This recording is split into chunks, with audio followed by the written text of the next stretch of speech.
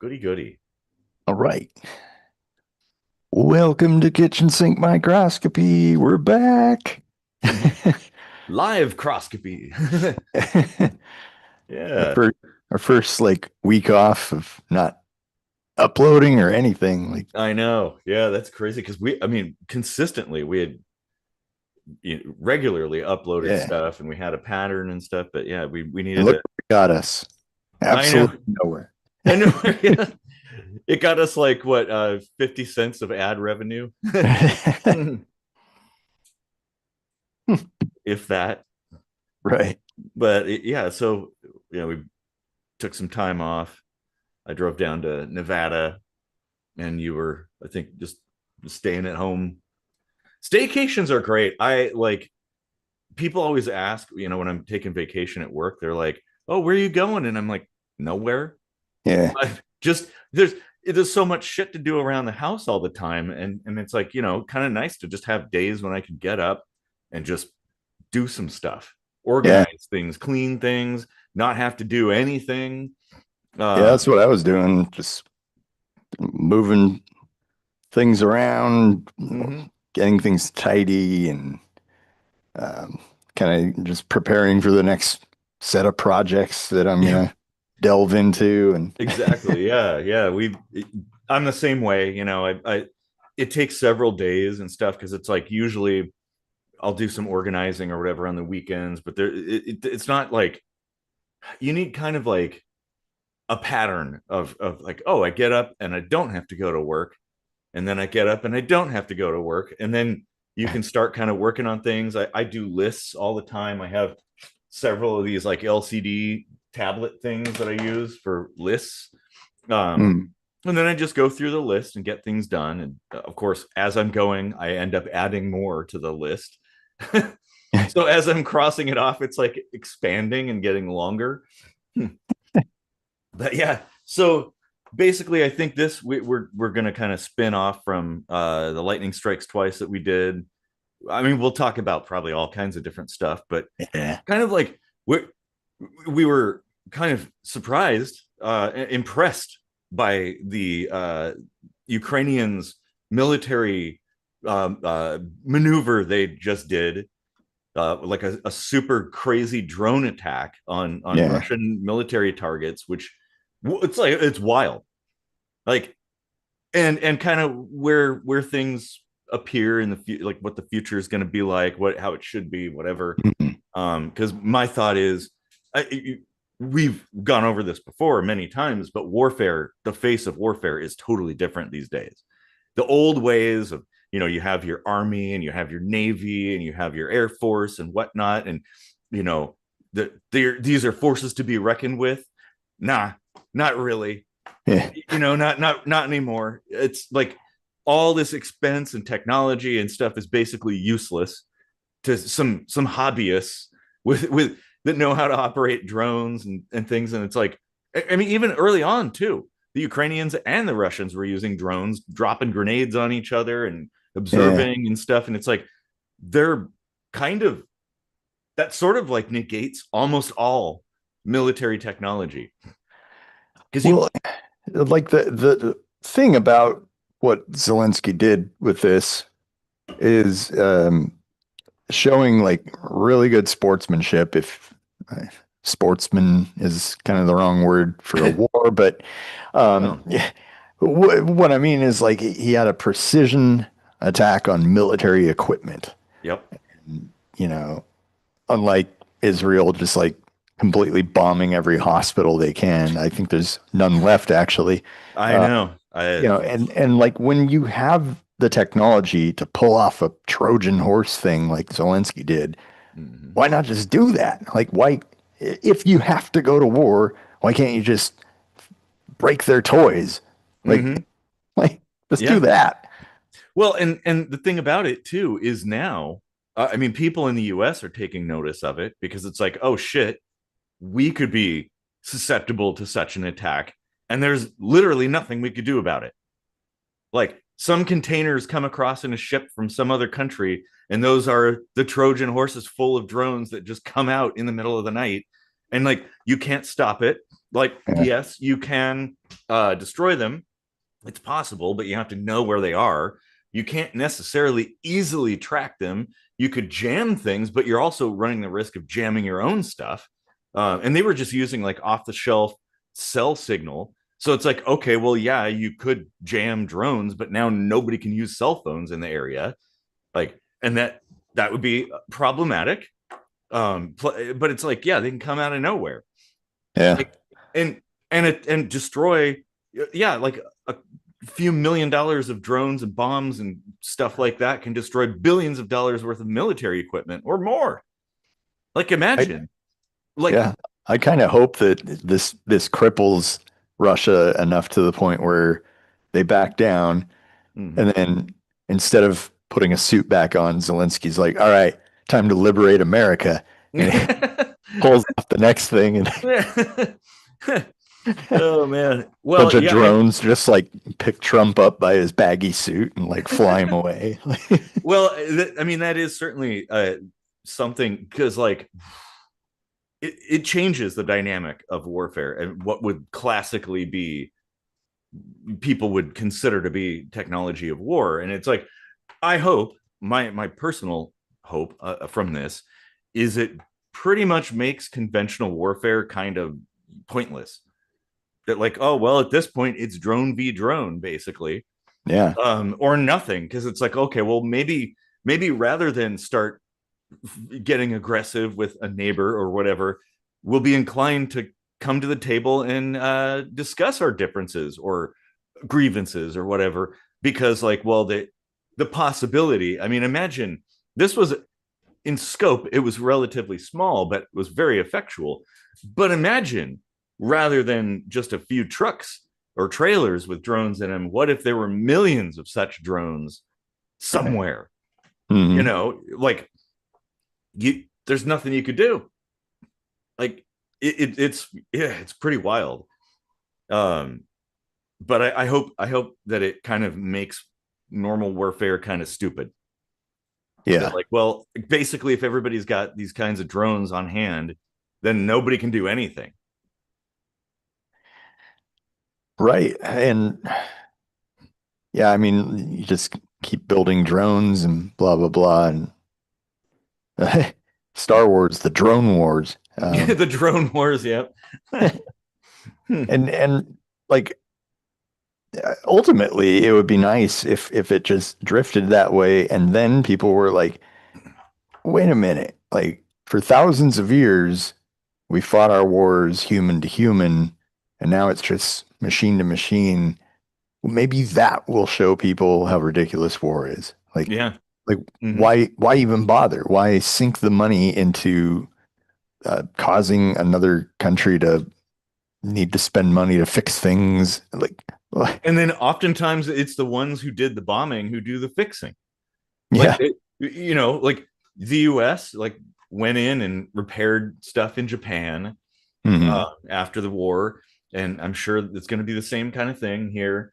Well, in like, Germany. yeah, yeah, exactly. And what I would like to see, I think, is that conflict resolution be more akin to a movie I've probably talked about a few times. It's one of my favorite guilty pleasure movies. It's cheesy but really cool. It's called Robot Wars or Hmm. Robot Jocks. That was the second one was Robot Wars. So the first one was Robot Jocks, and essentially it's post World War III.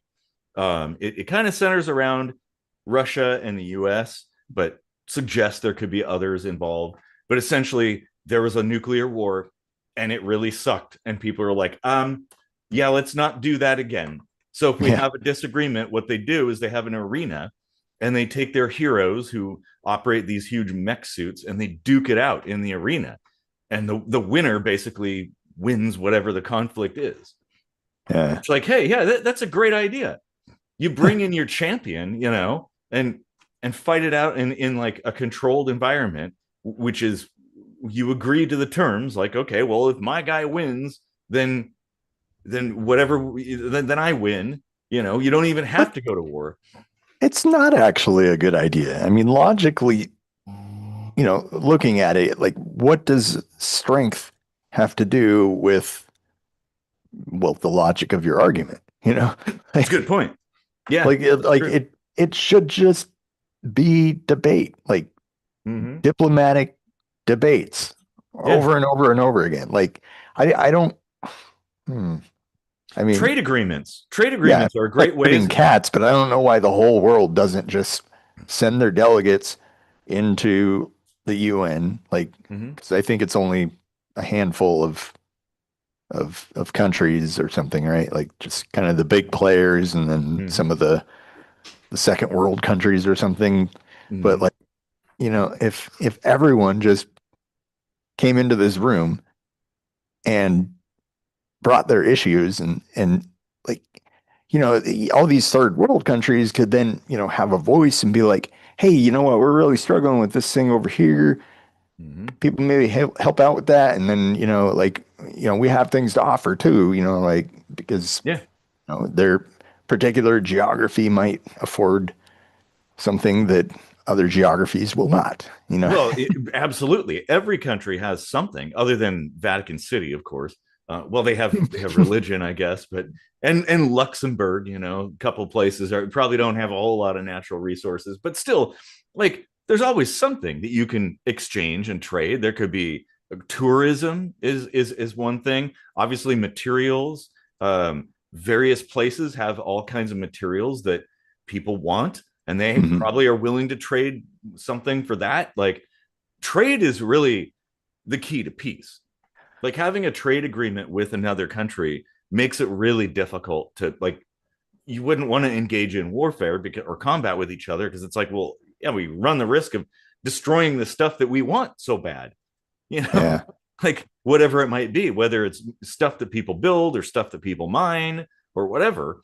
Um, and Well, everybody can offer something. there's And a yeah, like there's a conspiracy, I think, that kind of, I don't know, like keeps Africa in the state that it's in, mm-hmm, in like kind of tumultuous and unstable, mm-hmm. and and Poverty and ridden. and in reality, like they're being exploited for the resources that are there, Mm-hmm. and at the same time, kind of giving off this facade to the rest of the world that is just like a desolate desert with nothing in it, Which and is totally not but true. really could really be like the world power, Mm-hmm. like as a continent. Well, and that's the thing too. I One of the problems with Africa is the governments of various nations. Not all of them. Some of them are doing okay, but in general, these governments get in, and they're the ones that are exploiting. They're militarily controlling, almost dictatorially, the people, and keeping them down Huh. while making them work and extract natural resources and whatnot.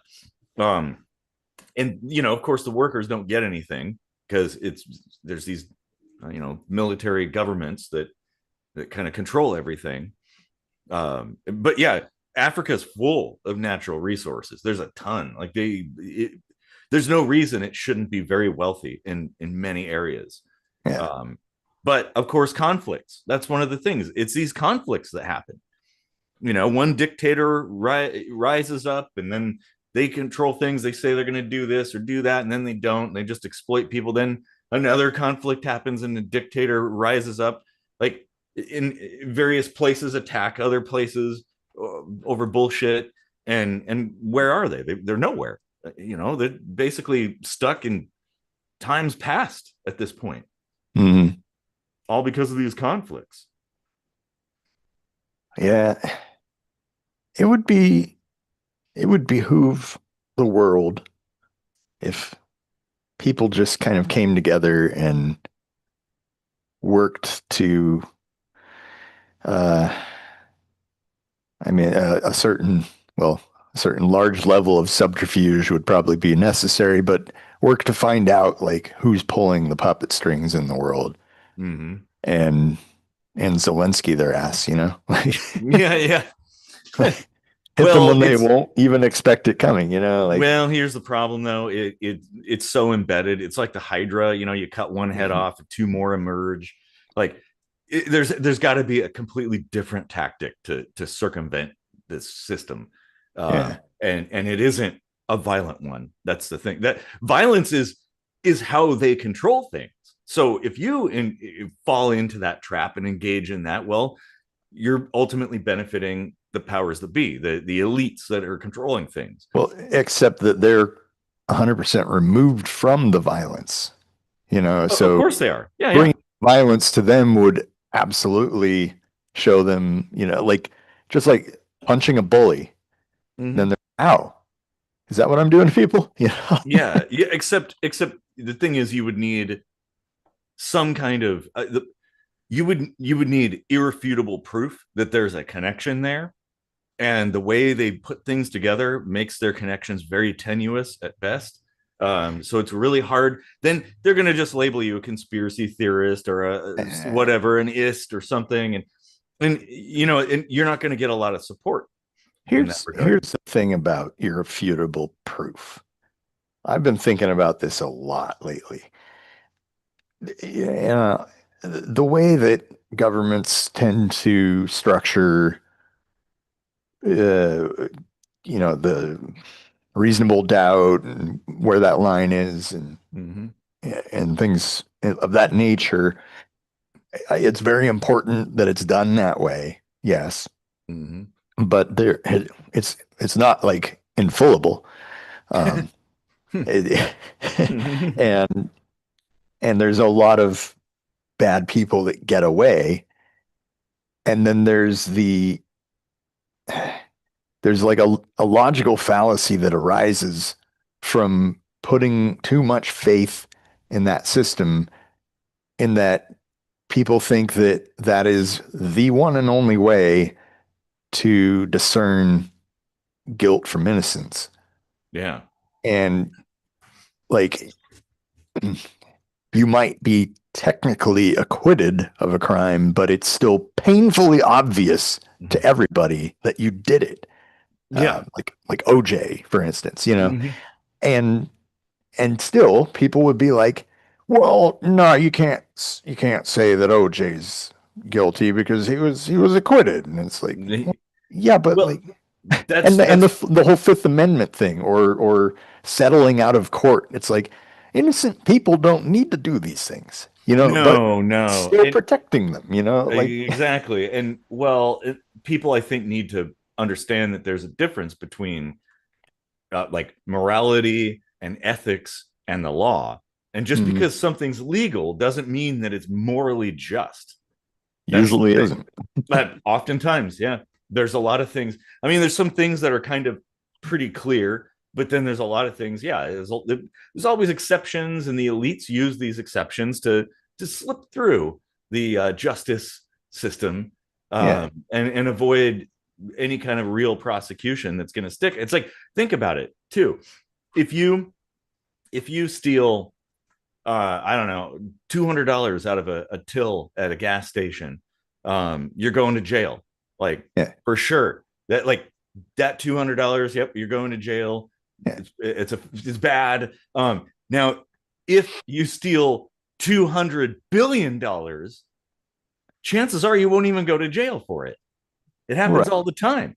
Well, yeah, like that's kind of the point I'm driving at, is like our metrics for innocence and guilt don't need to be so rigid when it comes to assessing the guilt of people holding the puppet strings, because how effectual do you think it would be to go in there like Captain Picard, all everything prim and proper and just, and we're going to do this by the book, except they're writing the book, Yeah. so like they control the courts, they Mhm. control, they can afford the best lawyers and blah blah blah. They're not going to have to do jack shit. They're Well, not going to it's be held accountable for anything.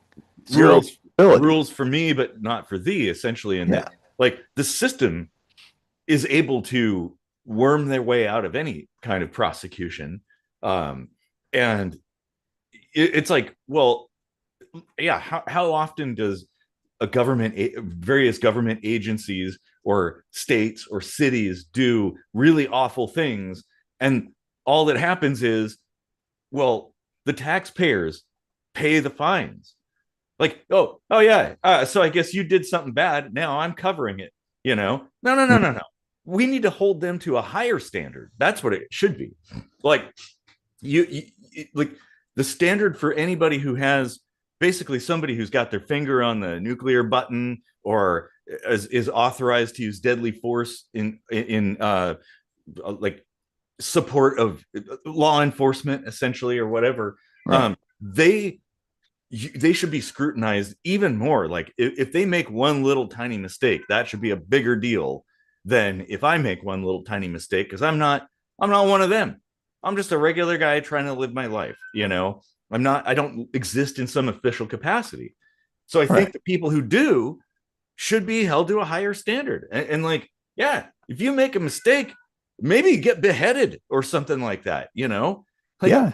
something bad should happen to you because you were charged with taking care of people and you did the exact opposite. Right. And that's no, that's a good point. Like what what other measure could there be to deter those at the top from doing the terrible things that they're doing? There's nothing except death. Like there's literally nothing except death Mm-hmm. that they couldn't just buy their way out of, Yeah. you know? So like that's why lately I've been struggling more with this whole concept of violence is never the answer and is murder always wrong? Like we're told it is, but there are situations where there's really no other choice if you want to prevent suffering, like mass amounts of suffering, It you could know? be. Well, and one could argue, and here just as an aside, yeah, I mean, we could say murder is wrong. Like if you were my neighbor and I didn't like you for some reason, and I just came over and shot you unprovoked, I just like I don't like the way you look, and I shot you. Yeah, that's totally wrong. Yeah. Um, Everybody can agree with that. And then you start to get into different situations now. I guess is serving in the military and shooting your enemy murder, because Yeah. it's almost the same thing. I don't Yeah. know the person I'm killing, yet the government is telling me to kill this person and they're trying to kill me too. I mean, Like, that's another thing that I mean, I've been saying this for a while that I don't really have faith that the military would back the people.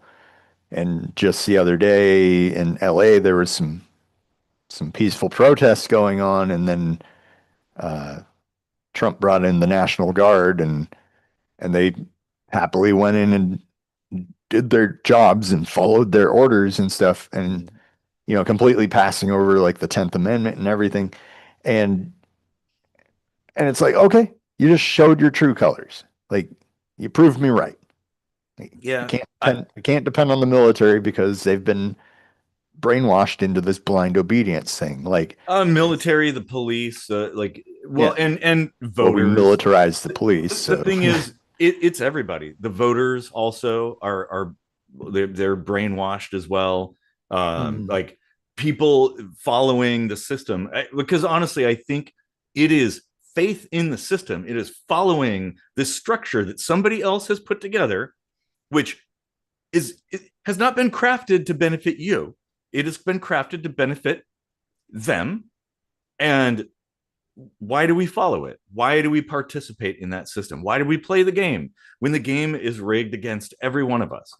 And we're also pitted against each other in daily life too. It's like, oh yeah, you're on the red team, you're on the blue team. I have to hate you, or I don't trust you, or you're a liar or something. It's like, no. They want you to believe that. They want you to do that. It's because it's that conflict that allows them to basically pull the strings. And Yeah. obviously, because it's our faith, it's the faith in those systems that keep them alive. It's like, think about it. Here's a good example: the church. Remember, hundreds of years ago, the church used to be really huge, like really, really huge. But Mhm. obviously, as time has gone on, that people have kind of become more agnostic or atheistic. Um, and generally, churches are pretty small. Last time I was in a church, it was like just a handful of people there. Whereas even a couple decades ago, there were huge amounts of people. There's really nobody there, and the churches are kind of just like disappearing and Mom's fading funeral? away. Huh? Was that my mom's funeral? Oh well, yeah, that one. There's one. Yeah, there were hardly anybody there. Yeah, I'm talking about just like a regular church service on like Oh a yeah. Sunday, you know. But yeah, but the church doesn't have any power anymore. They're begging for for people to come. They're really struggling, and it's like, yeah, the government would do that too if we treated it the same as like, I don't believe in you anymore, and I Yeah. don't. I've lost my faith in government a long time ago because it hasn't done anything good for me. In fact, almost Right. the opposite. It's like there's no good in there. It's doing a lot of bad things all the time and taking my money, the fruits of my labor. That basically, I think I calculated that like one day out of every week, I work for the government. Yeah. In fact, maybe a little bit more if you account for like sales tax and all the other stuff. Well, and then, I often think about how frustrating it is to pay into a tax system where they're completely just fettering your money away Yeah, and doing like bullshit with it. And yeah, and and there's really nothing you can do to avoid that because the system, like if you work for somebody, they automatically take it. You don't have a say in that. mm-hmm. And if you work for yourself and you don't pay it, well, they control the banks, so they just Yep, take it from your bank. Well, if you don't put exactly. it in the bank, you don't make interest. But then that's where I stop and I think, you don't make jack shit in interest anyway. This is Like, true. Mm-hmm. and really, people shouldn't be depending on interest. They shouldn't, like, even in the Bible, it was like should not be a thing. Mm-hmm. Like, Yeah. it doesn't make any sense when you think about math and economics. Like, money making money just for sitting there, it Yeah, doesn't really yeah. add up. Now interest on a loan is logical, right? I'm extending if I give you $1,000 and you say, well, 6 months from now, I'll give you 1,200 back. I could be like, all right, well, that's a risk, but I'm willing to take it for the extra $200 I can make. I think that's fair. But yeah, just sitting there that Well, yeah, but I mean that's what interest is anywhere really is well, because like the banks loan money yeah, out and so you're getting and some of that back. and no matter which way you cut it, that's making money off of doing nothing. Like Yeah. yeah, you've removed some money from your account and handed it to somebody else, Mm. not doing anything. Like you know, Well, yeah, but I mean, that's one aspect. But I think you're right. Like maybe we should be less dependent on that as being like, oh, this is the way. But I'll tell you what, one thing that's really infuriating, like you're saying, tax money being taken and used for bullshit things. yeah, War is one of them. Like I don't agree with a lot of the conflicts that have happened, and yet I'm forced to pay some of my effort, my effort that I do, I work and I do things and I get some money and they take some of that money and then they build machines of war and engage in war yeah, and like if they're not engaging in war, they're planning a war, right? Like right. I mean, look at what the U.S. government's like. They're foaming at the mouth over Iran and stuff. Like, oh yeah, because that's the one place they want so bad and have I wanted it for so long. It's like, can you stop? Can we just? like when the world crumbles and a new system arises, we should definitely write it in early that Mm-hmm, if there's a war, taxes are shut down. Like mm-hmm, anytime your country is engaged in war, nobody's paying tax. So mm-hmm. deal with the money you've got, and Well, here's the how long thing. it lasts, you know. Yeah. Well, and this is where I kind of believe in the concept of like the militia, like basically every citizen being a pseudo part of a military, like a loosely collected force. Here's the thing, like Vietnam wouldn't have happened. The US would not, nobody would go over there. Why? What would you be going over there for? Like, if you're just somebody with a gun and a box of ammo, you're not going to be like, oh, yeah, we need to go attack this country I've never, barely even heard of before. No, if the Canadians stormed across the border, then everybody be like, oh, okay, well, that's justified. They're shooting us. We better shoot them back and get them out of here. But like, apart from that, there'd be no reason to fight. There'd be no reason to have a military. It'd be very minimal, and you'd basically have you'd still probably need, because the rest of the world has a bunch of stuff. You'd probably need some fighter jets and I don't know, some boats of some sort, a couple things, satellite stuff. But honestly, like 99% of the shit that we have wouldn't even need to be there. Because why? Why would we fight these people who have done nothing to us? Well, there's no reason. Americans have, like, there's nobody alive today who had a relative that was alive during their lifetime that has ever lived through a time where we were attacked on our soil. Yeah. Or there was some actual war going on our soil, like the Civil War or something. Like, we never had anything like that. Like, there was a brief blip on 9/11. Which like wasn't even really a military attack. And then ever since then, again, nothing. Like, we're untouchable, so pretty much, yeah. Well, so yeah, I mean, don't have this concept that like all we need is just a militia, like because we think we've all been brainwashed into thinking that, yeah, we need to go be the world police. It's our as the strongest military in the world, blah bh blah, to go. I agree. Push things on everybody. Now there's yeah, we're gonna yeah, that's the thing. It's like we bomb people to freedom, basically. Yeah. Well, yeah, and we basically only need a defensive force, just local defense, and maybe an offensive force for when one of our allies needs help, right? Like, if they're attacked, I think it's fair for us to go back them up, right? Like China attacks Japan. Well, yeah, we're going to go there and we're going to defend Japan because they're our buddies. But like, apart from that, there's no reason to attack China on its own, like unless they attack first. And that's fair. And it's like, yeah, we just need a basic militia force that that we're just, so it's like we're scary enough that nobody wants to attack us. Like, okay, yeah, it's probably, even Japan, there's sort of this kind of, I don't know all the facts, like whether it's factual, I mean, but essentially the Japanese military didn't invade properly the US land because they realized, like, yeah, fucking everybody has a gun over there, and probably a lot of them, and they're all crack shots. So like that would be stupid. So instead they tried other things. They sent like incendiary balloons and kind of sneaky things instead, and that was about it. But like, they didn't invade the actual land because, like, oh, it was real. It'd be suicide.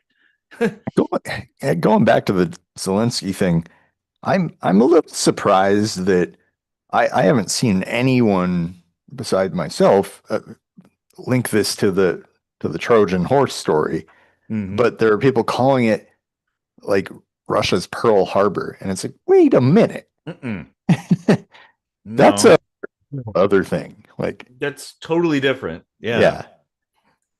And it kind, I feel it kind of paints Russia in the light of being like a victim, because the US was a victim of Japan bombing Pearl Harbor. Like, yeah. Which brought us into the war. That war is already going on. Russia, Ukraine, that's already happening. Exactly. Russia started it. So deserve what they get.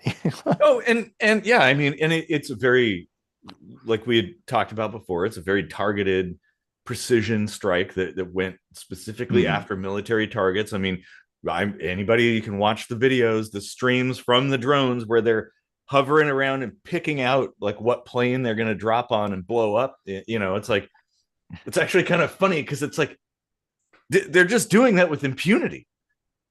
I Yeah. mean, like the soldiers on that base probably had no clue. They're like, what the hell?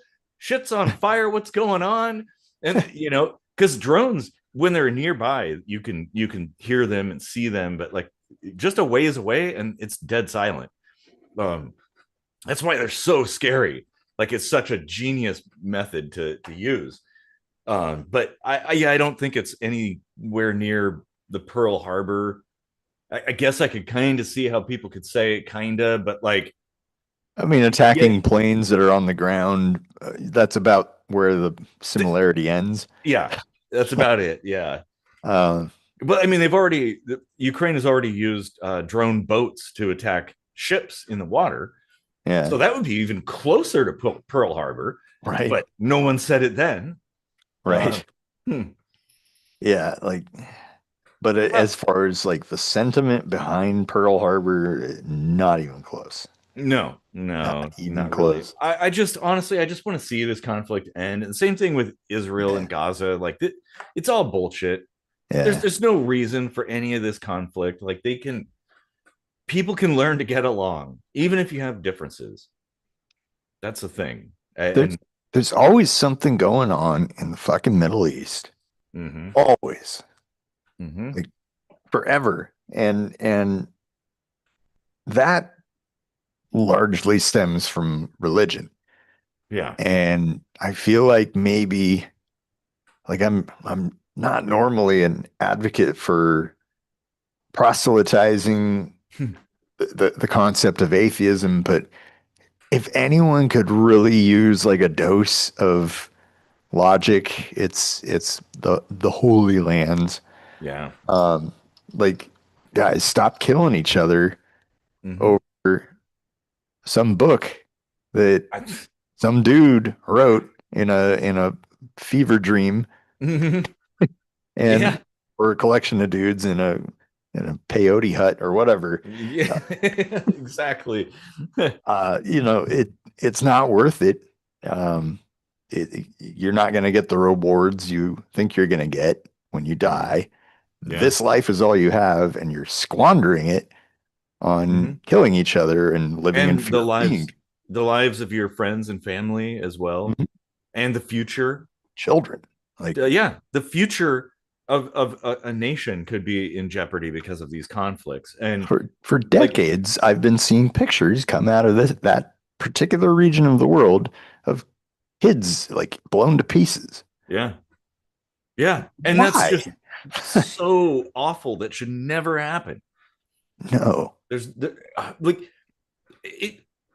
Haven't we reached a point societally where we can have different views about things and still coexist? Shouldn't Mm, that be possible? Like, I I don't care if my neighbor practices some weird religion or whatever, or doesn't, or whatever. I mean, as long as it's all voluntary, I don't care what anybody does. Like, we should have that kind of attitude about people. Like, yeah, you could look at something and be like, wow, that's really gross. They have this weird thing where they like every Saturday at midnight, they dip their toes into fucking peanut butter and then they lick it off each other's toes. Like, that's gross. But like, yeah, whatever. It's just gross. You don't like it. hey man, they're dogs. Like, Yeah, yeah, exactly. But I mean, that's the thing. Like, you can, even if you don't agree with something, you can allow it to exist and people to enjoy the things they enjoy, and have the beliefs they do. Like, I don't care if my neighbor's a flat earther or a young earth creationist or whatever. It's like that. I did can you hear still about be. the guy that voiced a character on King of the Hill just Huh. recently was murdered? Wow. Um, the Native American guy, I can't remember his name, Oh. John Johnson or something like that. But he was gay Mhm. and lived with his husband and would get like all these crazy death threats and stuff from neighbors. And then somebody burned their house down, which killed three of their dogs, right? So they were coming to the house to like get the mail from the mailbox, which presumably did not burn down. And there was their dog's skull and leash just sitting there like propped up for them to see. And Wow. they were like mourning and crying over that. And this hillbilly drives up and starts yelling at them and then shoots. And this John guy, I hope I got his name right, dives in front of his husband, takes the bullet for him and dies. Wow. And they're not calling that a hate crime. Like, I don't even know if they're probably not like railing too hard against that guy, but I mean, I honestly I don't know why there should even be any kind of difference. Like any kind of right. murder is hate, right? Yeah. You don't murder out of love. It's always hate. There's some Hmm. kind of emotional underpinning behind that. But I like why? Who cares? Again, it's like leave people alone. If they're not bothering you, why bother them? Yeah. It shouldn't matter at all what anybody does. Like I don't sit there and look at maps of like all the different houses in my neighborhood and who practices what faith or how many like same-sex couples there are. Like I don't fucking care. They're my neighbors. Hey, if they come over and they want like help with something, I'll be like, yeah. Hey, you need a jar of peanut butter for your toes? Okay, I guess so. To me, here's what separates like hate crime in regards to murder, let's say. Here's what Mhm. separates hate crime from just regular murder, right? Yeah. A regular murder could be your own mental illness, like Ted Bundy or something, Mhm. or a crime of passion, OJ Simpson, blah, blah, blah. Mhm.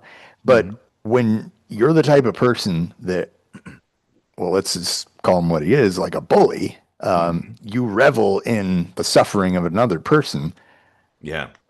to the point where you push it so far that you just end their life. Like there's something so wrong inside of you that it just boils over and takes a life. And for whatever reason, depending on who the victim is, it seems like there's an unequal uh, treatment of the murderer in question. Um, like there were sometime during COVID, I think, somewhere in Georgia, maybe there was like the black guy that was jogging.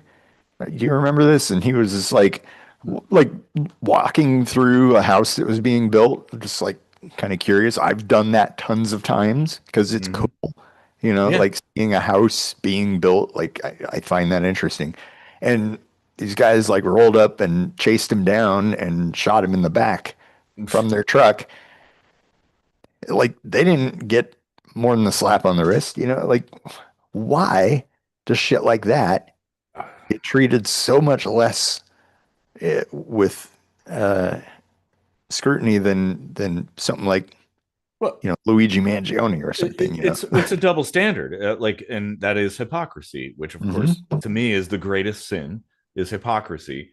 Um, like you have one standard that is applied universally for the same set of circumstances. If you have exceptions that are arbitrary, that's hypocrisy. Right. Like you can't. It doesn't matter if the person looks a certain way or has certain whatever characteristics, or they make so much money, or they're so famous or not. You should treat every situation exactly the same. Yeah. Like, and murder is murder. Like Mm. it doesn't. It really doesn't matter. And sure, maybe there could be some kind of wiggle room in terms of like explaining why, but still at the end of the day, Yeah. There's always new. taking another person's life, like whenever not in defense, like Yeah. when it's not a self-defense or a defense of others situation, it's always equally wrong. Like you should not. There are other courses of action that you could take. There are other routes to go down that probably should have been explored first before you go. That is the most extreme. You can't, like, if you steal something from somebody or you damage something that somebody has, you could give them money, like you could buy the thing again or build the thing again. A life cannot be rebuilt. Once that life is gone, that life is gone forever.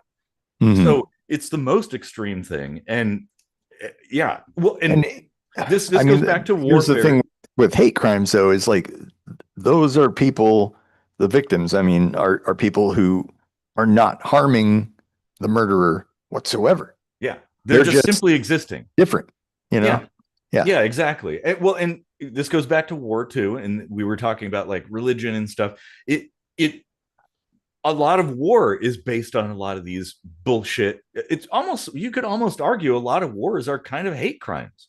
That Oh, the yeah. reason people are fighting these wars is because they oh, it's like you have a different religion, you pray to a different god. We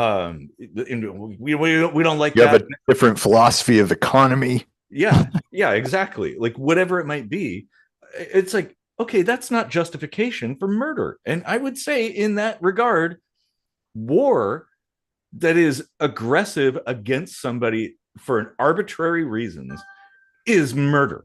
If you are Yeah. partaking in combat at the behest of a government, and it's because of something stupid like that, you are a murderer. If you're acting in self-defense, you're not. Or if you're Right. acting in defense of That's other people, you're that's not the a gray murderer. area with the military Yeah, because once you're there on the battlefield with people shooting at you, it becomes self-defense. it is. You're right. But you should also criticize the politicians that put Yeah. those soldiers there in the first place. That, like, yeah, I don't like, if you're taking fire and you've got to shoot back, like, okay, well, yeah, but how come you're there to begin with? Yeah. You didn't decide that. It was some politician in DC that decided that. And you Right. got put on some kind of plane, shipped over to some other country you've never been to. You don't know any of these people. They didn't You do know, anything to you. Hmm. in Star Trek, like the Next Generation, for instance, there would be these weird gray areas, right? Where there was a kind of a fucked up situation and somebody did what they thought was right in the moment, but it was technically wrong. And then when all was said and done, they had to like go to trial to answer for their wrongdoing. Mm-hmm.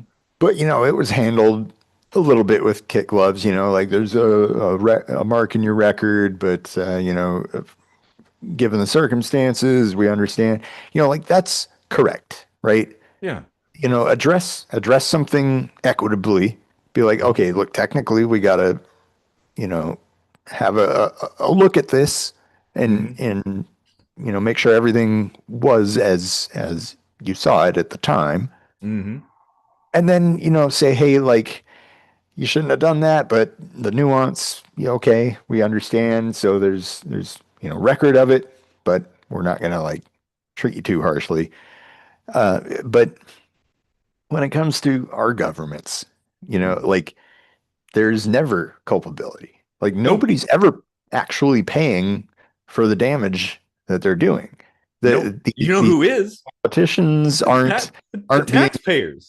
held accountable for murder at all. Nope. Nope. They should be. Or Like war country crimes. goes to war, taxes should freeze, and then when it's done, the politicians should all have to answer for what they've done. Well, I'll tell you what, if you had a militia system that was all volunteer based, you wouldn't have to, like, essentially the only way that people would engage in combat is if it was bleeding obvious that, like, Mm. oh, yeah, I willingly will go over there and defend my friends in this other country, or whatever. Like, I guess Mexico's invading or something, who knows what. Like, oh yeah, I'm gonna go down there and defend my people because we're being attacked. But, like, you wouldn't have to force anybody into anything. There wouldn't need to be a conscription. But the reason they have that is because most war is bullshit. And Yeah, they have to basically force people. And that's the thing. Like, yeah, once you're in the military, you've signed a contract. You're property of the government now. And yeah, you can't decide, like, oh, well, I can't, nah, I don't feel right about this. Like, oh, well, your CO is probably going to pop you in the head with a Right. 45, Well, and the problem is once you're over there, the goalpost is on a freaking dolly, and Yeah. it's like constantly moving away from you. Like, Well, well, we completed this mission, but now their government's unstable, and we can't leave. Otherwise, this will mhm. happen. And Exactly. Yeah. yeah, Yeah, it's bullshit. But if it was all volunteer based, it's like, oh, the only combat that we'd be involved in, the only kind of military operations would be ones that are clear cut, yeah. right? Like Well, and so you obvious. could say, you know what? Like, I think this is bullshit. I'm going home. Hmm.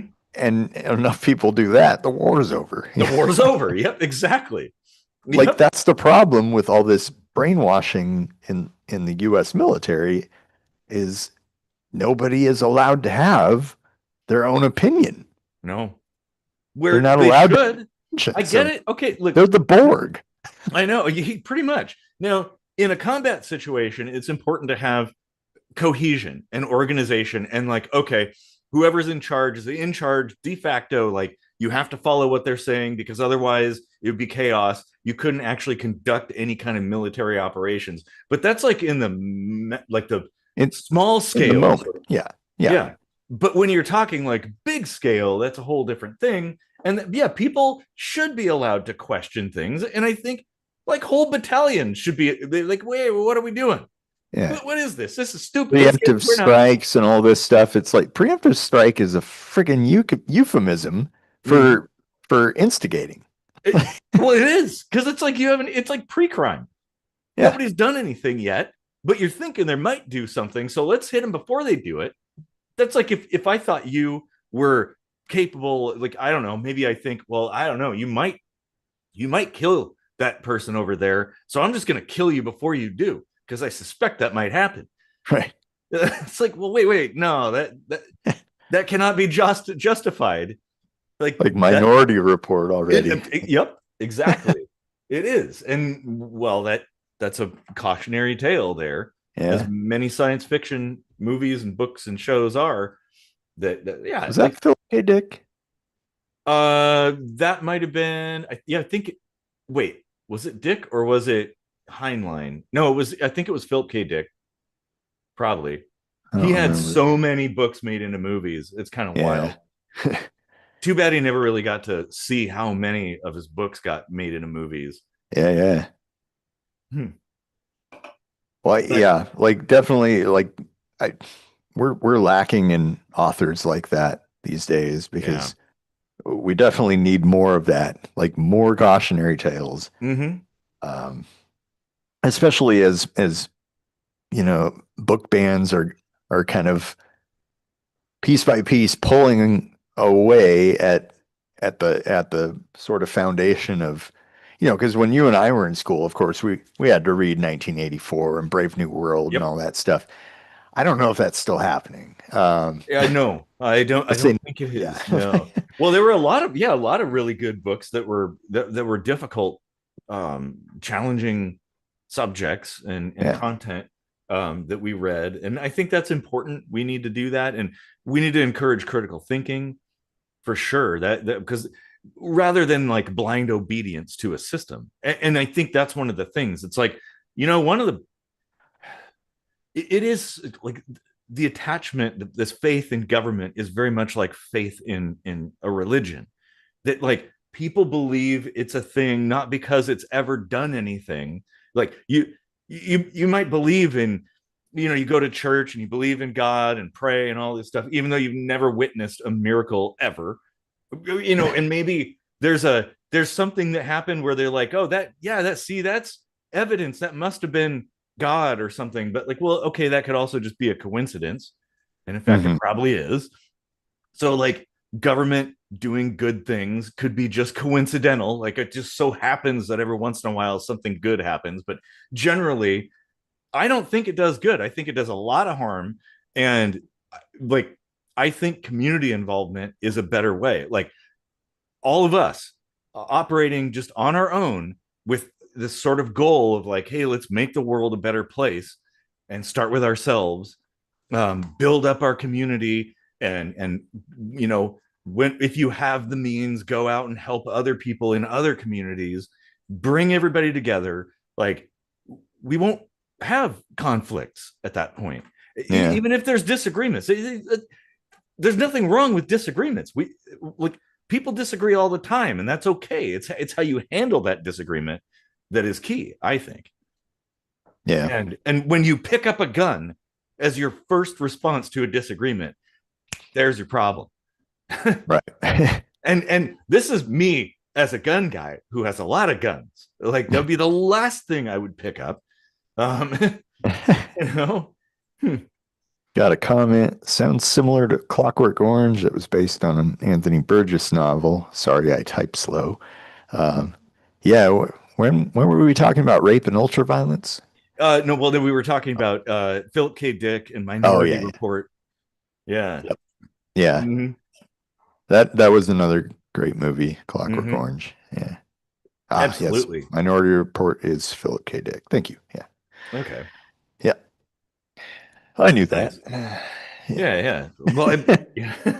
The thing is, like, I feel like I don't think I have a lot of Philip K. Dick books, and I do not have that one.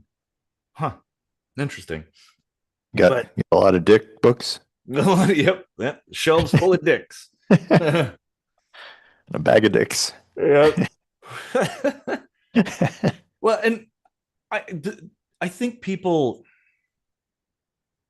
I don't know. I don't know what the answer is, but emotions are certainly a problem, that allowing your emotions to get the better of you when almost every problem is better solved logically and calmly and methodically. It's like, you're working on a car and something isn't working right, and you get all pissed off and start slamming things around. Yeah, that doesn't really fix it. In fact, it probably might bust a thing that you're trying to install or whatever. When if you just took your time, maybe take a step back, have a brewski, sit down, think about it for a little bit, and then come back to it, you might solve the problem better. Yeah. And I mean, there's a place for emotion. I try to caution people to be a bit discerning with the logical fallacy appeal to emotion mm-hmm.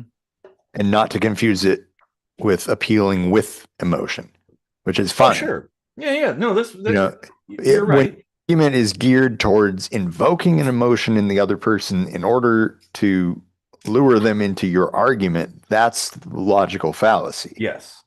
And it's not even so much of a logical fallacy as just kind of a dirty trick. Um, I think you're right. Yeah, this is yeah, true. Yeah. but an appeal with emotion is like important, and Yeah. it can add strength to a very solid argument and Sure. say, look, here, this is not only a good argument, but like it has real impact, Mm-hmm. and that needs to be considered because oftentimes when you just read about a problem, you sit there in history class and learn about World War II, you're more than likely not putting yourself in the shoes of a Jew in Germany in Yeah. 1939 or something. Like Yeah. you're not really connecting on an emotional level. Like it Mm-hmm. might get you a little bit like, oh God, that sounds horrible, but you're looking at a paragraph and you're not living years and years under this oppression, you know? Yeah, and that's where being able to empathize is really important, and that's an emotional thing. Yeah. And I yeah, as a Stoic, like, I definitely believe that emotion is very important. It like, but it's a matter of balance, right? Like, do you let emotions rule you, or do you let emotions guide you? And that, I think, is the key. And that's where, like, all these hate crimes come in, where Yeah. somebody's willing to take another person's life simply because of the way they feel about that person or something. Like, that is wrong. Yeah. Like, I don't know what the right answer is to fixing that. Like part of me wants to say that not expressing your emotions, like withholding them often Hmm. because like you should or whatever, kind of creates like a pressure Yeah. inside, and without releasing a bit of that pressure every now and Mhm. then, eventually it will explode. But mm, you know, there's like also a right and wrong way to release the This pressure. is true because somebody could argue, well, yeah, picking up that gun and shooting that dude was releasing that pressure. And I feel so much better now. Like, yeah. Well, Yeah, yeah, discussion though, because like in Stoicism, it's not a matter of not feeling emotion.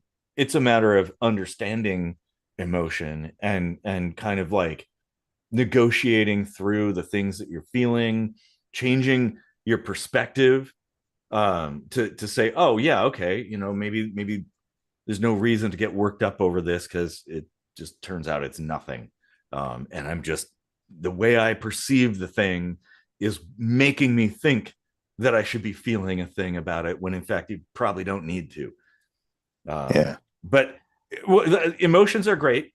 Obviously, it's a good thing. Like, but also it can be a tool of manipulation, and that's where like governments and previously religions did that, got people Mm, whipped up emotionally to the point where they were willing to do really awful things in the name of that system, right. which like you would never do that on your own.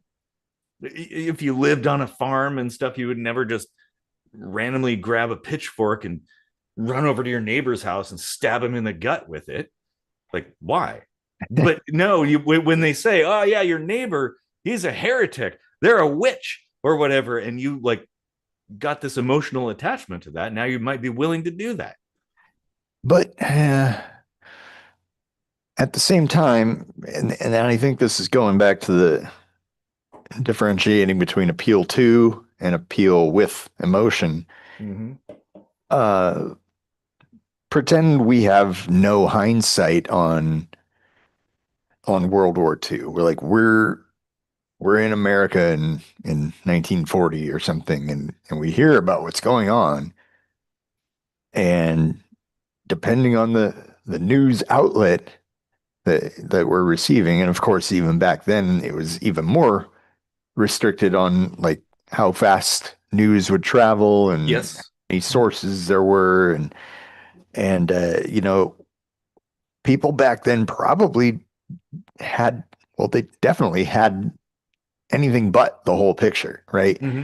So it's easy for us to look in hindsight and be like, that was clearly wrong what Hitler was doing, but people back then may not have actually had all the information that we Oh, have now. they most certainly didn't. Yeah. In fact, So it's kind of we have important more. that the emotion was there to trigger the action when Mm-hmm. it was needed, Yeah. because the information was lacking. So Well, the emotion can kind of be a buttress to information. I mean, it's less so today because information travels so fast, that's true. Yeah. but it's But also just as susceptible to manipulation and yes, bias. And, and also emotions can get quite high very quickly. yep, Like before, when information traveled slowly, you might read about something in the paper, but it's not something that you are witnessing in real time. yeah. And now you can. And of course, a lot of times people will frame what you're witnessing in a certain way so that it kind of almost it's sort of setting the stage of like, oh, this thing that you're about to watch is this thing happening, and it's happening because of this, and now you see it and you're pre-programmed to assume that that's why that's happening when that may not be true. That in fact it could be not. I mean that happens all the time. So it's like, oh boy, I don't know. Well, I mean, um, now we even have situations where we'll have video footage of something, and people mhm. are like, "Well, we don't have a different angle of video footage. Yeah. It's like, well, fucking A. Like, Yeah. okay, granted, stuff can be obscured from vision and Mhm. definitely change the rhetoric of what's actually happened. But how likely is that? You And know, that's what you have to look at in each that's situation. where critical thinking comes in. It's like you've got to be, we all need to be critical thinkers, and we have to Hmm. be skeptics. That like, especially, okay, here's the key: when you start getting emotionally connected to something or start feeling something about something, that's when you need to turn up the skeptic dial to max, because that's the time where you're going to get sucked in and believe something that didn't happen, or believe that something is a way that it isn't, because of course the powers that be, the elites, they want to control people, and they're going to take every opportunity to do that. And so, like, yeah, we got to be skeptical of stuff, especially anything that feeds into what you believe to be true. Yeah, be very, very skeptical of those things. Hmm. Because yeah, confirmation bias is, uh, well, it happens all too easy, you know. Yeah, it's it's not an easy road to travel trying to suss out what's like mm, propaganda or something that was critically reported upon, let's say. Mm-hmm. You know, there are, of course, like things to look for. Yeah. Certain phrasings of things should automatically throw up some red flags and everything. But at the same time, you have to be cognizant that that could just be poor writing. Like Yeah. it Yeah. doesn't, the fallacy, right? Like just Mm-hmm. because the argument is poor doesn't mean the message is false. Exactly. Yeah. and, Um, and that's where I think the problem is that this kind of stuff is not really taught in school anymore. mhm. So people don't have the right tools in their toolbox to navigate the world and all this information and stuff.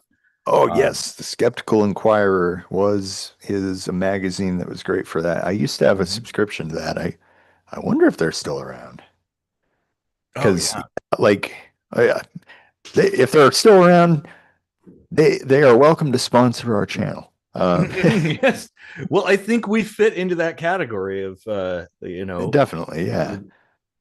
Like um, I follow some guy, Pissed Magistus, on mhm, Instagram and YouTube and stuff. mhm, He's definitely like a critical thinker. He lives somewhere in Europe. I'm not sure which country, mhm. but he's got a lot to say about America. And I definitely, living here in Germany and following the news of what's going on in America with a European viewpoint is tremendously helpful, I think, for the circles that I run in because, I'm seeing things with a portrayal from a different perspective than everyone who's stuck in America, getting all the inward messages from the Well, cherry picked media sources the, and stuff. the good thing is, in this day and age, even people living in the US can also do that too. True. And I would Yeah. highly recommend to do that. Hmm.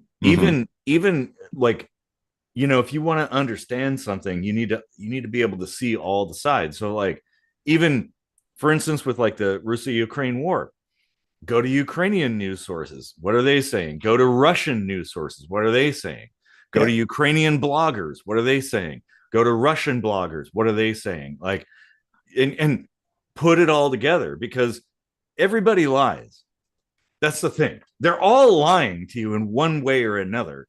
Um, Even if it's just to sell product, you know? Yeah. And so yeah, we should always question. Well, I think, oh yeah, so they are still around, the Skeptical Sweet. Inquirer. Um, but I wonder it's if they deliver to Germany. probably, probably. Um, but yeah, it's important for, like, I don't know, anything that seems like, okay, if there's a news story about something mundane, right? Like, oh, a dog was stuck in a well and these two guys came and got the dog out of the well. Okay, well, that's not really an extraordinary tale.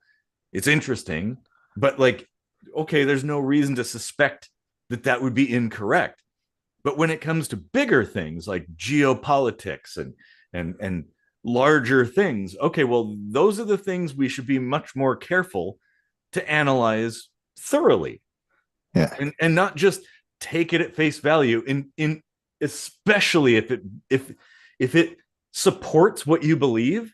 That's the time where you got to be like, hold on a second, I'm gonna fact check this and do some research, dig in, find more information about this, because this is confirming what I believe. That is Hold on. problematic. We have breaking news. Yes, the dog in the well reportedly likes peanut butter on toes. Well, they better kill it then. Throw it back in the well, because that's just gross. Yeah. It would be an interesting experiment to uh like purposefully put out propaganda, not on any level that would actually cause harm, but just to kind of track it Yeah. and see like how far it goes and how fast. Mm-hmm. And and like depending on the topic, maybe even um, that would change. You know, ever thinking like the scientist, because maybe something like that could be eye-opening to people, like to show them a statistic and say, like, here is how fast misinformation can travel, Yeah. and bear in mind that misinformation isn't always done on purpose. You know, like Yep. so that makes it even more dangerous, really. Like Yeah, no kidding. You like could like accidentally, friendly fire, like yeah. Well, and that just goes back to what we've been kind of talking about, is like critical thinking is really important. And I think it's also important to not react. It's sort of like the step one in crisis response is remain calm. And it, because like oftentimes when it comes to goings on around the world, oftentimes things are neither as bad as they appear or as good as they appear. Like there, usually the truth is somewhere else, more often than not. But of course, the media and the powers that be will spin it one way or the other, and say, "Oh, this is awesome," or "Oh, this is terrible." When like, okay, well, it's actually kind of not even the same. the dihydrogen monoxide folks did Oh that. Yeah, yeah, that was a yep, great one. I That was remember that. Yep, that was that. Yep. that reminds me of your commercial about water. Yeah. Like Yeah. Isn't it time we've had enough? It's like my hand in the bathtub and the glass like swishes back and forth, and people who start drinking water never stop until they die.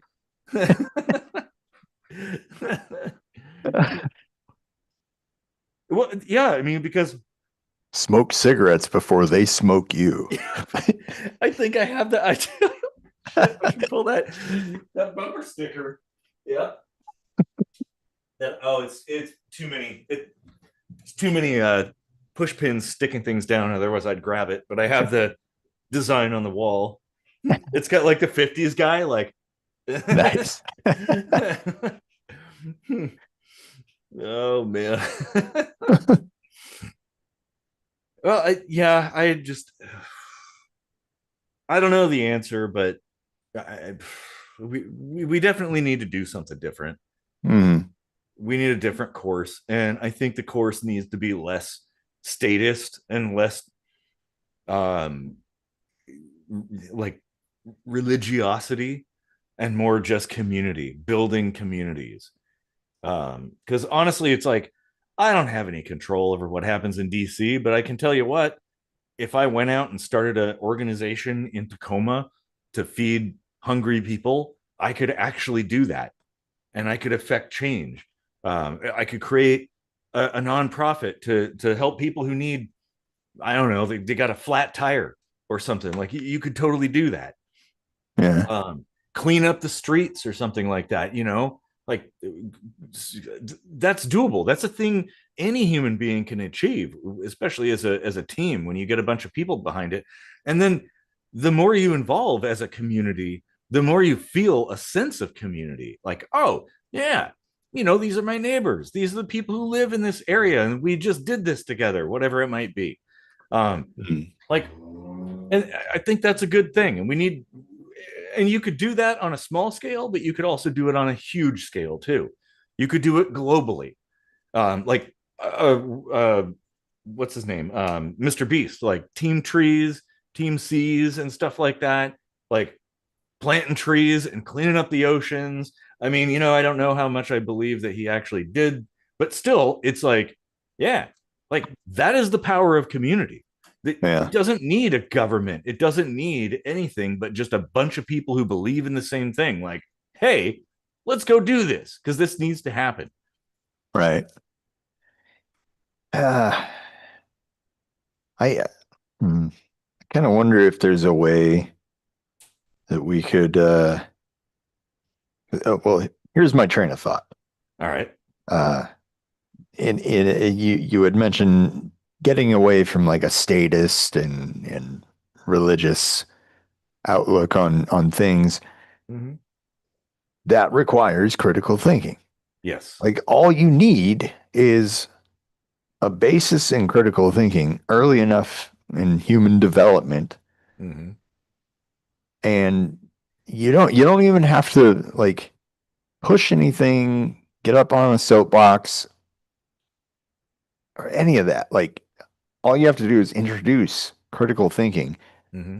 and I guarantee religiosity would go down. Yeah. And that's not coming from a place of being like, let's get rid of all religion. It's more of a place like that's just the logical conclusion Mm-hmm. that people come to when they begin asking questions Yep. of what they're being told. Exactly. Yeah. Yeah. Like it's been my nature. I guess I'm lucky that it was like in my genes that ever since I could talk, I was asking questions about the world around me, Mm-hmm. and I didn't have a filter like, oh, I'm not supposed to ask about this. No, I would ask. So I'm sitting there in Catholic school being the teacher's worst nightmare, being like, wait a minute, this doesn't really jive with what Jesus said before. Yeah. Yeah. and and and that seed grew Mm-hmm. and just it like some people might look at my experience in Catholic school with bullies and stuff and shitty teachers and say, "Oh, that's the reason you left the church." Well, no. Mm-mm. Like, I mean, I've had so many shitty experiences in my life at work, but I didn't just, oh, you know what? I'm just not going to work anymore because shitty experiences, Oh yeah, because like, pizza, delivering pizza like that. Oh yeah, never yeah, gonna do that again. yeah, like Yeah, shitty experiences are just part of living. it is, and that's an important thing for everybody to understand. But Hmm. yeah, no, you're right. Like asking questions, critical thinking, this is all good stuff. Like, But I how mean, is there a way that we can bring that to the children in the US? Like I, or the world. a Honestly, grassroots way. the I whole mean, world needs that. honestly, most of the world is already doing it. Like here in Germany, they actually do teach that stuff. Yeah. Um, Well, but which makes a lot of sense given the history here, right? well, sure, and but there's a lot of problems, whatever they may be, throughout the world that need solving, and critical thinking is one of the kind of the beginning stages of solving those problems. and overcoming whatever it might be that's going on. Um, well, yeah, because it's like I think it's important. I don't know. I'll just my own self, how I kind of morphed into who I am today. Like I grew up in a religious, right leaning household and stuff like that. Um, and I'm neither now. Um, but like I still can appreciate that. It's like, you know what? I Yeah, you want to pray, that's fine. And hell, if there was a friend of mine that was going through some hard time and they wanted me to pray with them, I totally would. I don't know that I would believe it would do anything, but I would totally do that. Um, Hmm. I don't like it's fine that people practice various religions. I like there is a lot of things I don't agree with that people do, but like, hey, if they're just doing that on their own, I don't care. Like, it doesn't really Yeah. matter to me. Like, I can get along. Like, you know what? We've got so many other things in common that these little differences are insignificant. Like, they really don't matter. And, like, people who want um government, like, okay, you can have your government over there, just keep your government out of my house.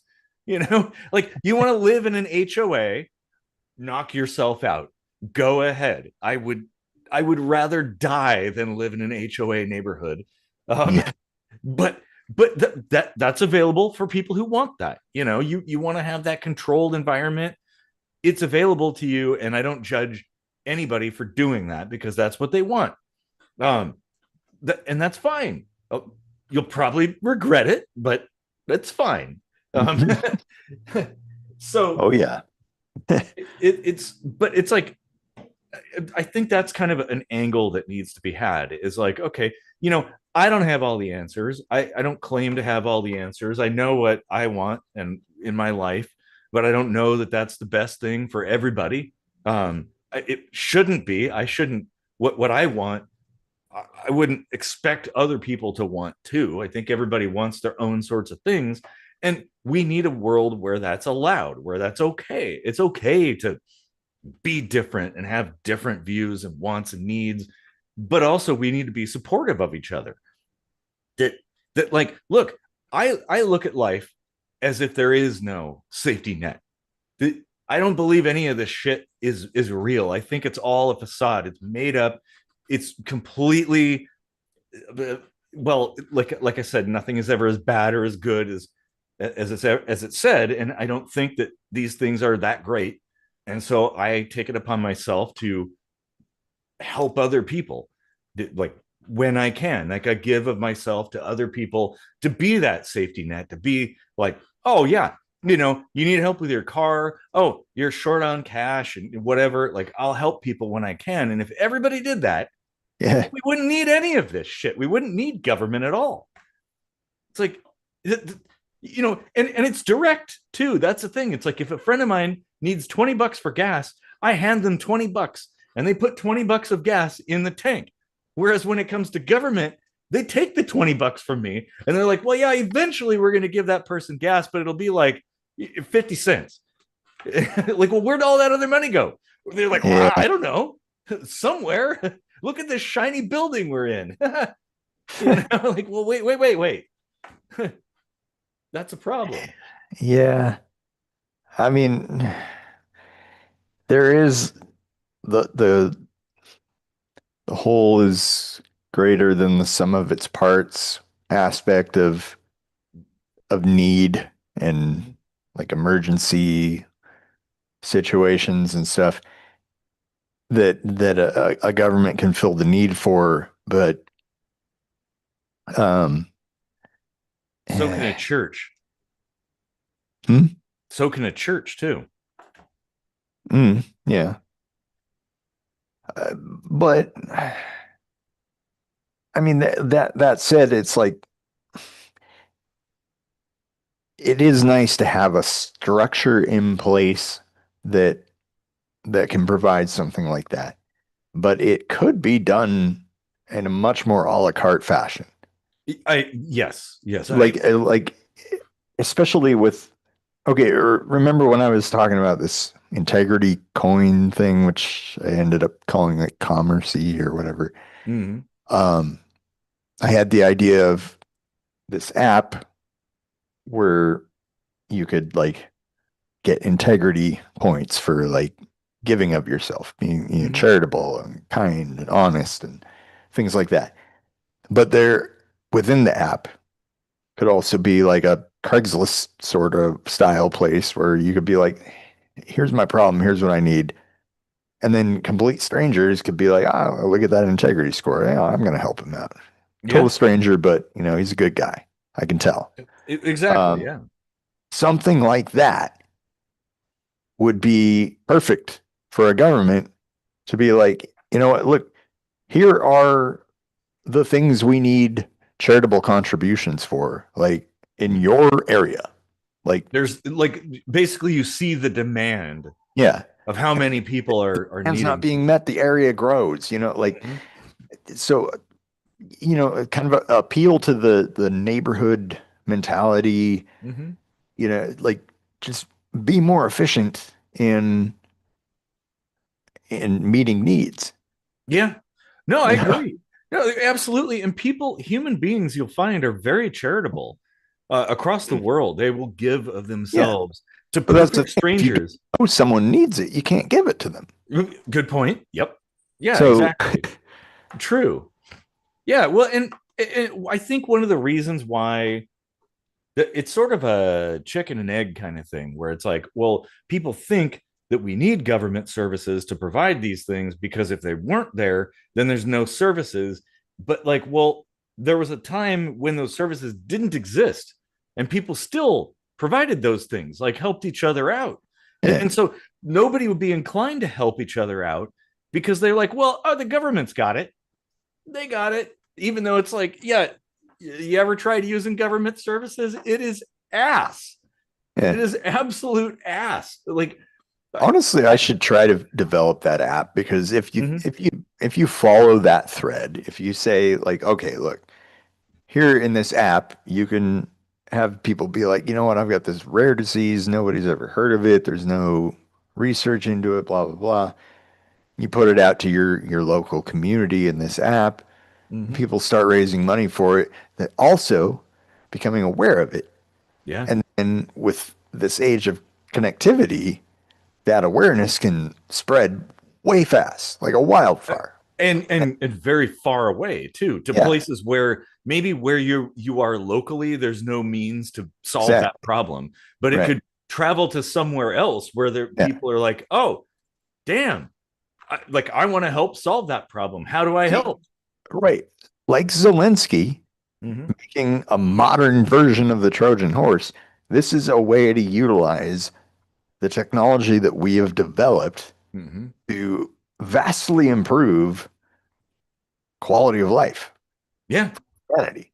Well, and when things are made more efficient, your dollar or whatever your whatever you contribute goes further because it isn't being hemorrhaged by a bunch of bureaucracy Right. or anything like that. It's like, yeah, you could directly pay somebody, or like maybe there's one middleman, right? Um, like or something like that. Mm. That's good. And it's like, it used to be churches did that back in the day, and they still kind of do. I mean, locally, the church I used to go to way back in the day, Life Center, there's days where they'll give away grocery bags of food. You just come up and they'll hand you some food. It's like, yeah, I don't believe in their God, but I could totally get behind that.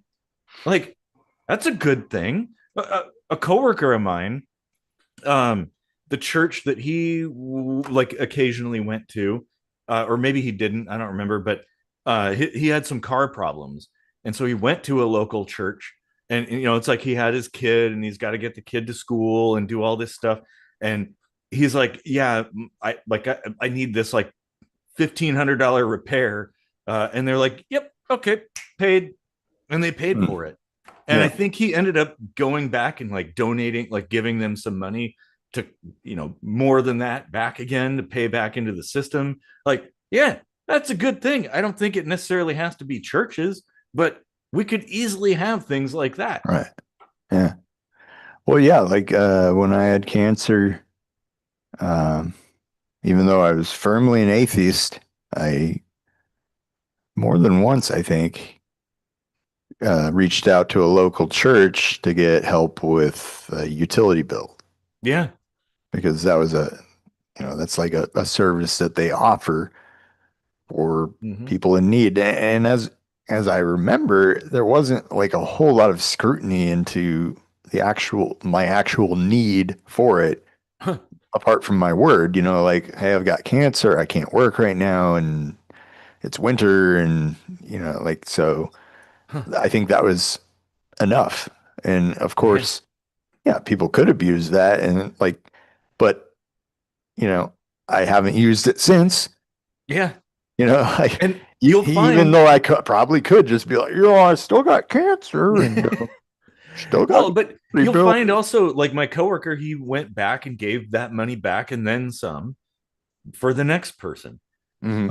I like that. It's just like, we can easily have a system like that where we just support each other. Everybody supports each other. And at that, why do we need wars?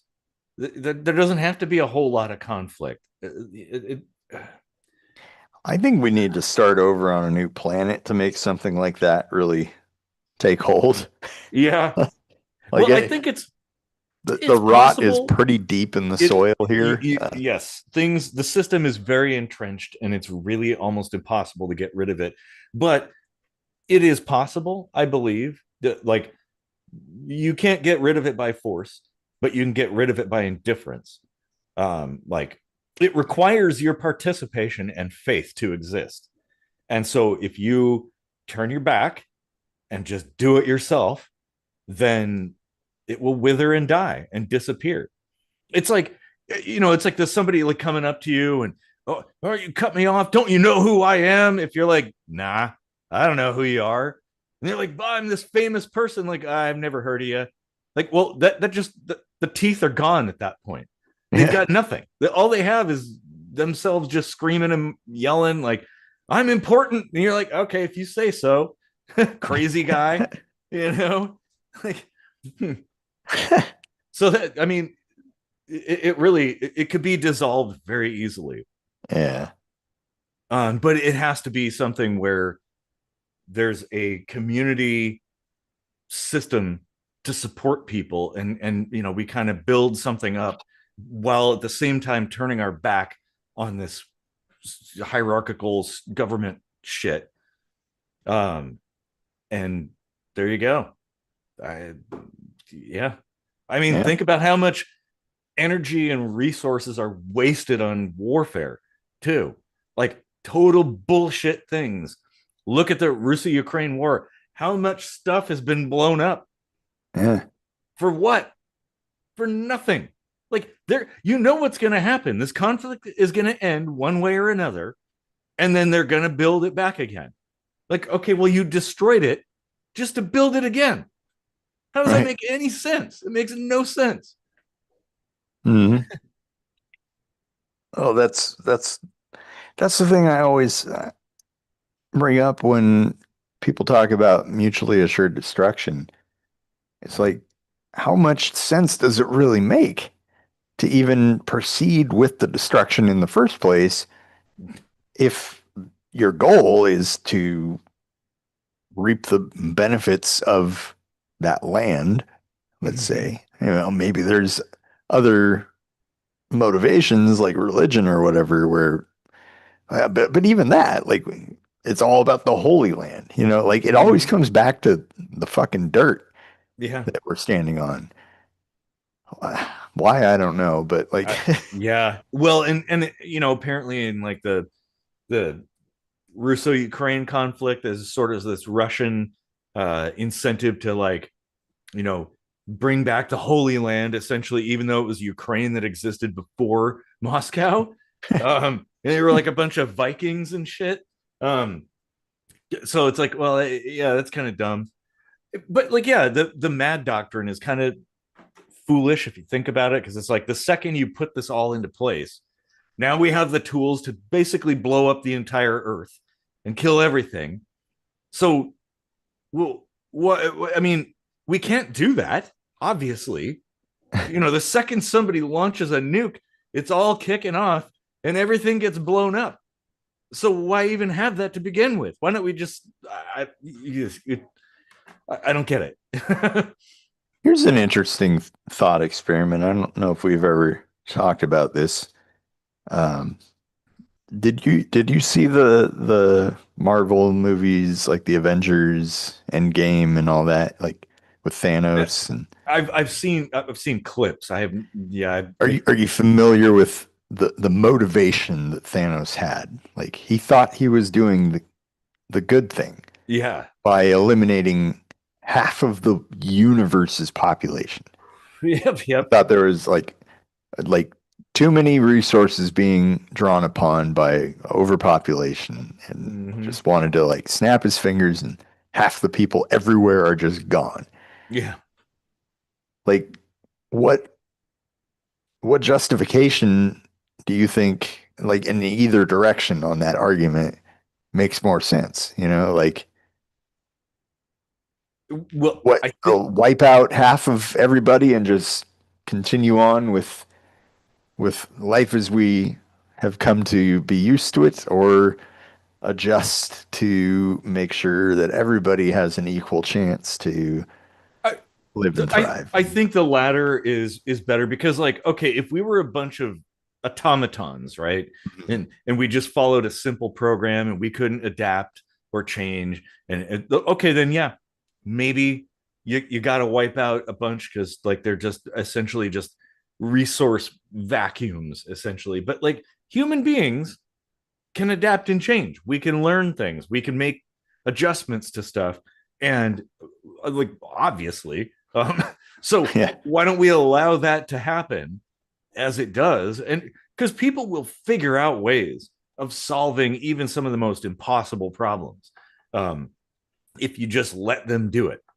And so I would say the latter, like let things be, because uh, it goes back to like things are never as bad or as good as they appear to be. Um, like, yeah, it might look bad, but things have looked bad many times throughout history, but they turn out to not be that big of a deal. Or things have looked good and turns out they actually sucked. You know, yeah, it's like so we only find out in hindsight. So there's no point in preemptive strikes, so to speak, to bring things back. yeah. Because we don't know. We will only know when a lot of time has passed and we've like things have changed essentially. Oh, we have a couple comments too. Sadly, there are a lot of very religious science teachers. This is going back a little bit. Oh, yeah, yeah. Yeah. I had a very religious physics professor in college. Mm-hmm. It was the strangest thing. He was so brilliant at communicating physics without calculus. Mm-hmm. So, like, pretty much anyone could understand physics.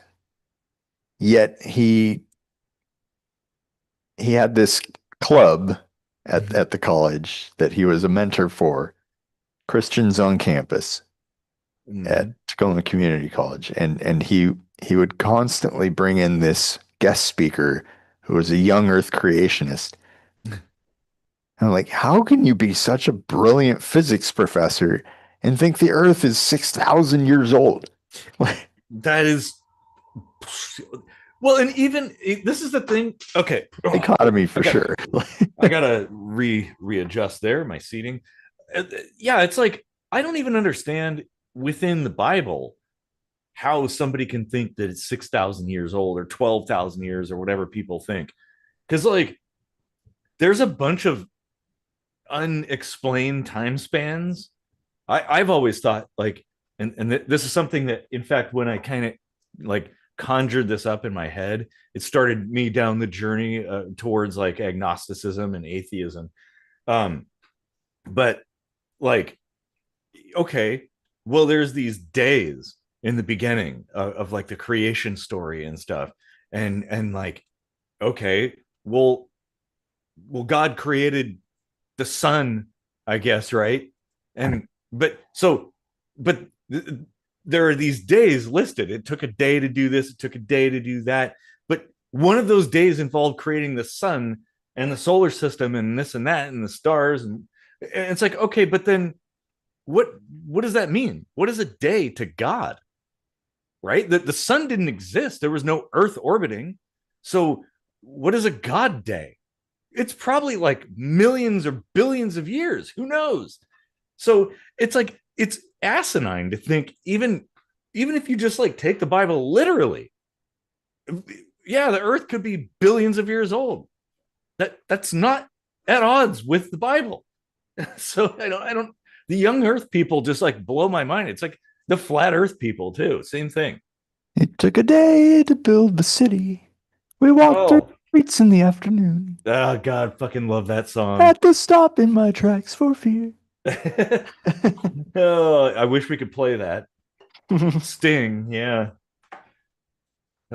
Fortress Around Your Heart. Yep. Oh, it's a great song. That's an amazing song. Well, Not when let's I go back think through of it. some comments here though. But yeah, I don't mind if like if somebody's a science teacher and they happen to be religious, that's fine. Teach your science and then do your religion. Yeah. But they shouldn't commingle in the classroom. Uh, Um, if you want unless like to maybe read the comments real quick, I'm gonna yeah. take a quick piss. Okay. All right. Sounds good. So we have another two comments. Programs like Future Problem Solvers of America need to be expanded. I'm not familiar. I've heard of the name of that organization, but I don't know what they do. Um, and then another comment taught critical thinking in third through sixth grade, which I'm assuming means you were taught critical thinking, not that you were teaching critical thinking in third grade. Um, yeah. Future Problem Solvers of America. It's interesting. So yeah, those are the last two comments there. And Casey is in the restroom right now. So I will entertain you here. Hey. All right. Through oh, I see. Okay. Taught critical thinking through the Future Problem Solvers of America, right? I'm guessing. Yeah. I think it might be my turn to use the head as well once Casey gets back. At some point, we'll figure out a way. Whoa, that was weird. You were coming back and like your mic just appeared by itself, like because you have the background blurred and the mic just like boop, popped in for a second. Ghost It's Mike. yeah, no kidding. It's my turn to use the head. Yeah, So my you can old man respond to some of those kept things. me a little long. So were you already talking about the Future Problem Solvers of America? Yes. Because I'm not totally familiar with that, but if they were teaching critical thinking through the third and sixth grade, I think that's awesome. Um, I I wish we could honestly make that kind of like part of the public education curriculum officially, but the state of public education right now is kind of in the balance, hanging in the balance. But of course, I think the powers that be don't want that critical thinking there because critical thinking is just as dangerous to politics as it is to religion. Politics and religion are kind of the same thing, honestly, uh, because as Eric often says, you put a lot of faith into politics, which is true, but there's also a lot of storytelling that goes along with it, and is not usually like It's usually pushing a certain narrative, and that narrative is usually there to benefit a small group of people.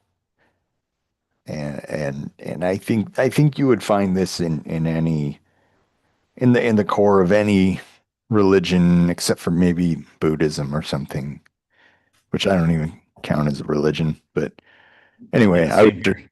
I was just drawing the parallels between politics and religion and how critical thinking would be harmful to both. And that's probably Yes. why we don't have it in Well, yeah. And as I was using the head, it occurred to me another thing that needs to be taught along with critical thinking: debate. yeah. There should be, like, debate should not be an elective, it should be a requirement that you Oh learn, yeah. that like you have a debate class or classes or something like that. Learning how to converse, how to express ideas and whatnot, and yeah, like the two of those things would go a long way to changing the world, I think. Oh yeah. Well, Whew. and I also, like, I'm a firm believer in self-sufficiency, Hmm. and I think that's another problematic thing in school. They don't teach you how to be self-sufficient, so that automatically makes you dependent on these systems that you're told you need to be dependent on, that like, oh, if these go away, oh, fucking all hell is going to break loose. Like, nah, you know what? If you could take care of yourself or take care of somebody else, I mean, well, we're all good now. Like, we don't need any of these systems. Like knowing how to do things, how things work, how to fix things, like how to deal with a budget or whatever, how to household kind of stuff. Like, there's a lot of different things that no one's ever taught, and then they get out into the world and they're helpless. It's like, well, what? How? You ought to be able to do this. Yeah, I mean, there's some collective things that,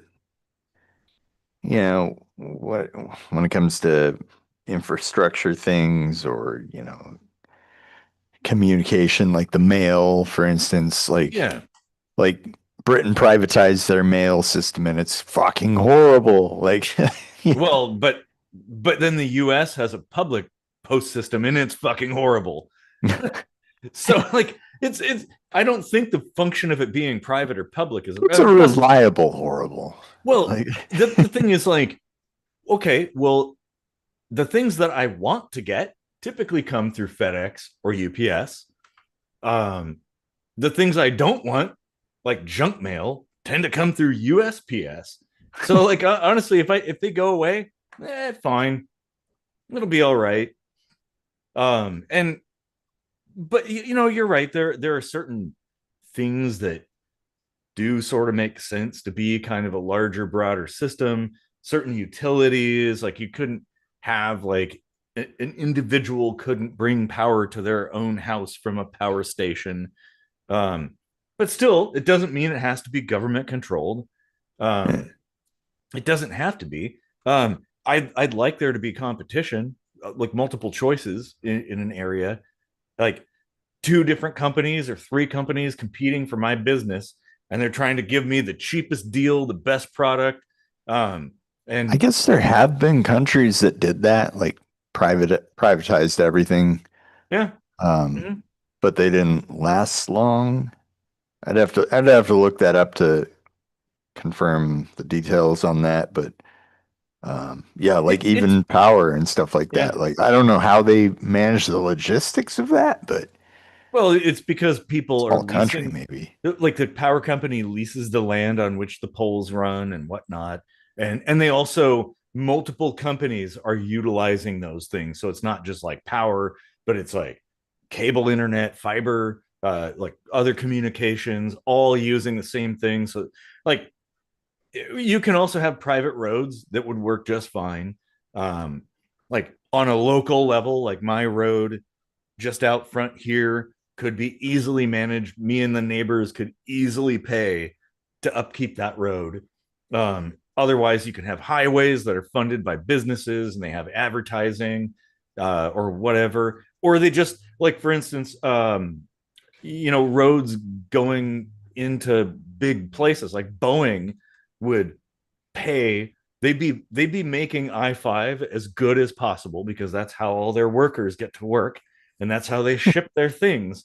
So they're going to pay for it and they're going to plaster their name all over the place. It's Boeing Freeway, but like I don't care. Who cares what it's called? Like I didn't choose I-5. I think that's dumb. Like it doesn't matter to me. What matters is the road being good. Like that's all that counts. And but the thing is, like, you can have a lot of private things and have them work just fine. This idea that only the government can do certain things, I think is well at the heart of problems, honestly, because like we can do things independent of the government. Basically, anything the government does, we can do on our own. And there's a lot of shit the government does that we don't want being done. So we can nix all of the bullshit and just do the things we want to do. Like I think everybody can agree that like housing and food and water and transportation, like all these things, these are important things. And like I, yeah, it just I don't think like if things were operated more on a level like you're talking about, I don't think there would be war mm-mm, because there wouldn't be so much tribalism no. and and you know people getting worked up over the propaganda fed to them by the government interests that want to have those wars Yeah. at our expense. Yep. Um, Always at our expense. yeah, because I think if you polled the entire like every single person in the world, Mm-hmm. the vast majority would be like, I would not like to have war ever. Yeah. Yeah. I Like I think most people never want there to be war, and yet mhm. here we are. Like millions and millions and millions of people dying and fighting over nothing. Yeah. Well, if it was all private companies wouldn't want to go to war. Like you what you run the risk of losing all your shit, But then you we come know? back to the Thanos question, like how many people would actually be on Earth draining resources right now if there never were wars? It Yeah. might be way more than 7 billion. It could be, Actually, but it definitely would be with all the millions of people that died that could have had millions upon millions of children who would mhm. then have millions upon millions of children as well. Like, uh, Well, now keep in mind too, those millions and millions of people probably could have developed technologies that we couldn't even imagine that's that true could too. solve problems. We could also, instead of building machines of war, we could be building starships.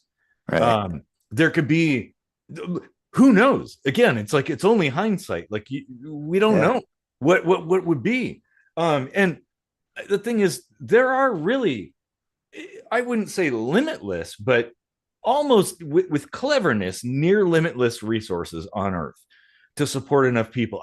I found out like on my journey down to the property in Nevada, it's the middle of the high desert, right? So it's like scrub brush, dust everywhere. There's like kind of nothing. Yet you can have a well. And like there are lots of places. There's trees in the middle of the desert, huge green fields full of crops and stuff in the middle of the desert. Like, yeah, there's water out there. And I drove through, oh, I don't know, there were periods of time where I'm driving through desert areas for like hours, several hours, not a single human being in sight. Like maybe somebody on the road, but like there is rolling hills. Like there is so much space out there that, Mm. and like my land, I have water rights, mineral rights, all that stuff. I can draw 10,000 gallons a day there. Like Wow.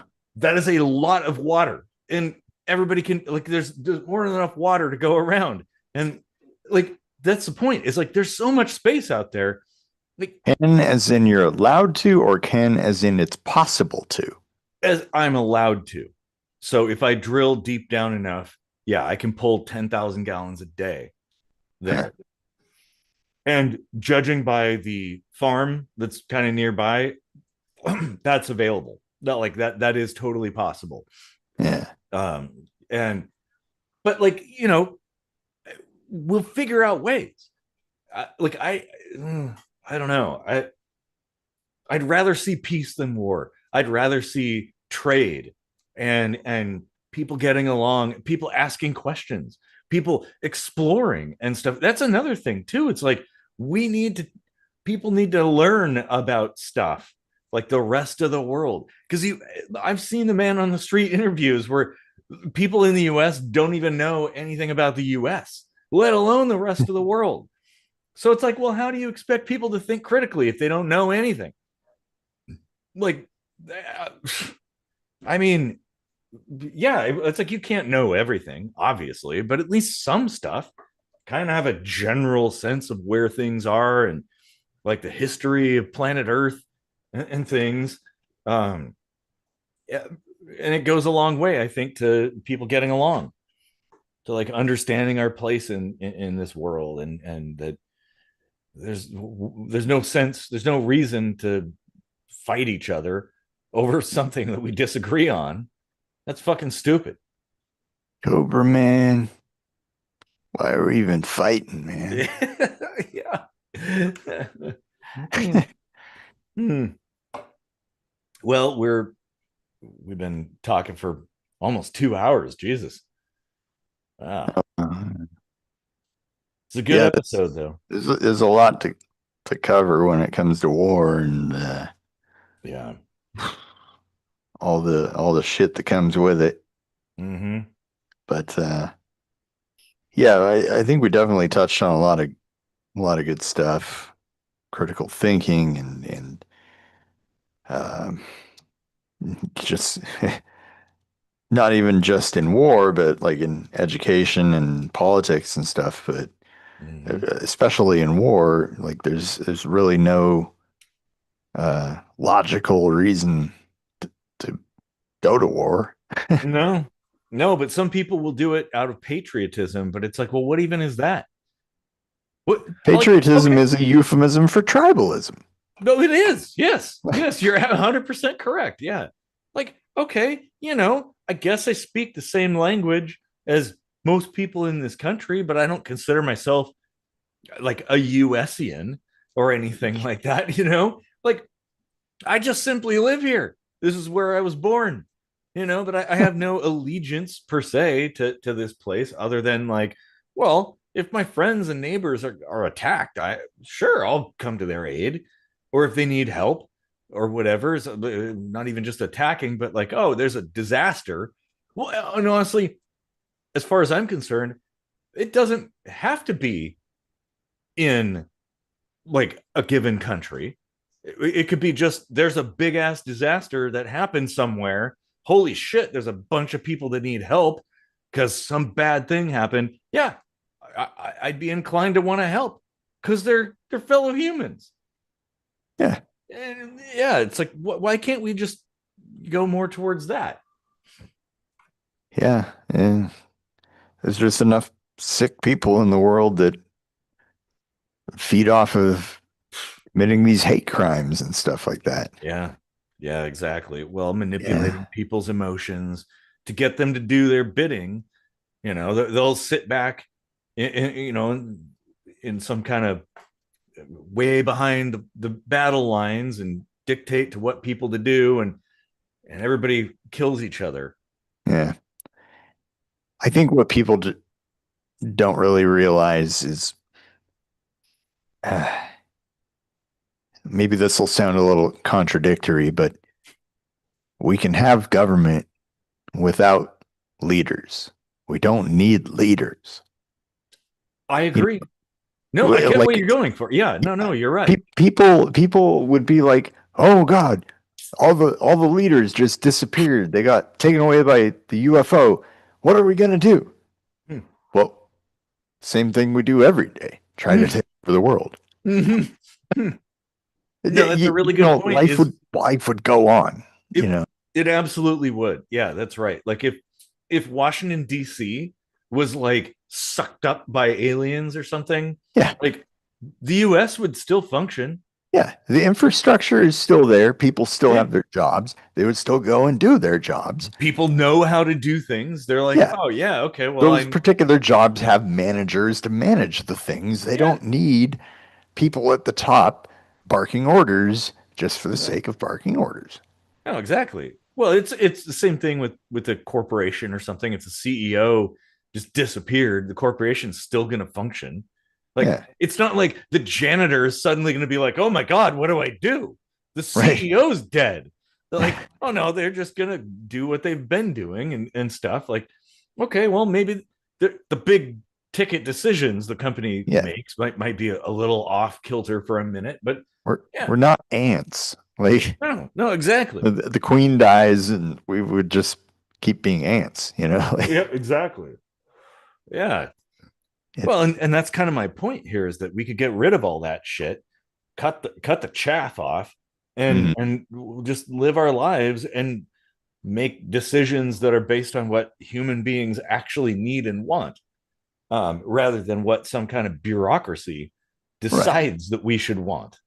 And I think that if some huge culling event happened, like aliens coming to take our leaders away, Be like, thank yeah, you, oh my god, thank you. a mass amount of guillotines are imported from France, or whatever, and then we're just left with government and no leaders. Well, I think all of a sudden we would be like, huh, you know what? Why don't we change a little bit here and there to Yeah. make this work a little better Mm-hmm. and just kind of leave things as they are, you know? Yeah. Well, and Like, I at that point it's like, well, we should be able to change things and like adjust. Um, yeah. They'd return them in a hurry as the we president. don't want him. You can Yeah. keep the smega. Yeah, they'd be like, ah shit. Well, man. Probably gonna return Glenn Miller. Yeah. Oh boy. Well, that's We always bring Red Dwarf into it. of course, of course. And Star Trek. Yep. Star Trek Red Dwarf, ever present. Mhm. Well, yeah, this is good. I still feel like we didn't really cover enough, but this is such a huge topic that Yeah. like I don't. I mean, we could basically make this our living. Like this could Yeah. just be the YouTube channel. That's how huge this is. Hmm. Yeah, I mean that would be great. Like if people were just like, "Hey, you know what? This is a great think tank. I'm Yeah. gonna tune in and get some ideas and run with them." Well, Like, and since now we do things live, like people could come in, yeah, jump in, and be part of the conversation. yeah. Tell us we're idiots, or Yeah. Well, I know put I'm an idiot. us. Like, Yeah, I think it's great. We have this Jennifer Wolf here being our little fact checker and mhm, resident Google experts for us, mhm, so we don't have to break our attention to do it ourselves. And exactly. Yep. like Yeah. that's awesome. Like that's a good thing to have in the mix. I kind of like that we're doing it live now. That Yeah. Same here. I think this is well. Yeah. Like it opens up a bunch of different doors yeah. and like We even actually had a comment on the Lightning Strikes Twice we did a while back about uh, Alberta. Ottawa wanting to secede It was from Alberta. or Alberta, yeah, Yeah. Alberta wanting to secede from Canada, and I think maybe you mentioned they might need the permission of the other. Provincial permission or something, kind Yeah, of like in the U.S. If a state wants to secede, There has to and be enough other states that agree. a Canadian left a comment saying that they don't need permission actually. And Mhm. I looked that up, and yeah, it's the Clarity Act. They Mhm. need the federal government's permission, but the province itself just needs their people in a majority to Hmm. say that they want to leave. Doesn't Hmm. there's no say in British Columbia or like Quebec or Quebec or however you want to fucking pronounce it. Mhm. Um, yeah, like, and that makes more sense, I think, than the way the U.S. does it, I where it's agree. Yeah. like why should I have to ask permission of 49 other states if we just don't want to play by these rules Yeah. anymore? Can't we? Well, because like we had talked about in that, it's like it should be easy for states to leave or change or whatever. Like, why is that such a controversial thing?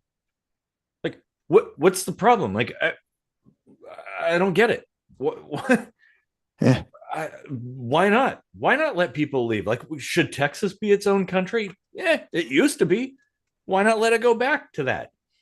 Why don't we divvy up Oregon and Washington so that Oregon and Washington are like two vertical states now? So the East and the West are their own thing because they're closer in alignment. Like, why not do that? North California should be its own state, and Southern California could be its own state. Like, and yeah, like I don't know. Yeah, money. money is the answer. Yeah, I mean, yeah, yeah. like it would complicate trade situations, and all of a sudden crossing a state border is crossing a country border and things Well, like that. But that it that too doesn't have should. to be complicated. It just is. I know, and that too. It's like you should be free to travel. Yeah. I don't understand this whole like border control thing. Like why that's And even a big honestly, deal. like if a Canadian province or a US state did that, it would probably just operate like the EU anyway. Yeah, Like, okay, we can just freely travel because we always have, and like, what's the difference? Like, yeah. what's in a name? Pretty much. Yeah, it's like they'd be able to do their own thing, but I wouldn't imagine that like let's say Texas left and became its own country, a Republic of Texas again. Yep. And like they'd still use the US dollar. They'd probably have fairly open borders with adjacent states. Like it would just be kind of like it was. They'd just be able to do their own thing in their own way. Like uh, because it would be in their best interest. Hmm. Like, okay, to go all North Korea and close yourself off is like that's cutting off the blood flow. Um, The ironic thing is Texas is already probably like the most sovereign state yeah, in the union. it is. Yeah.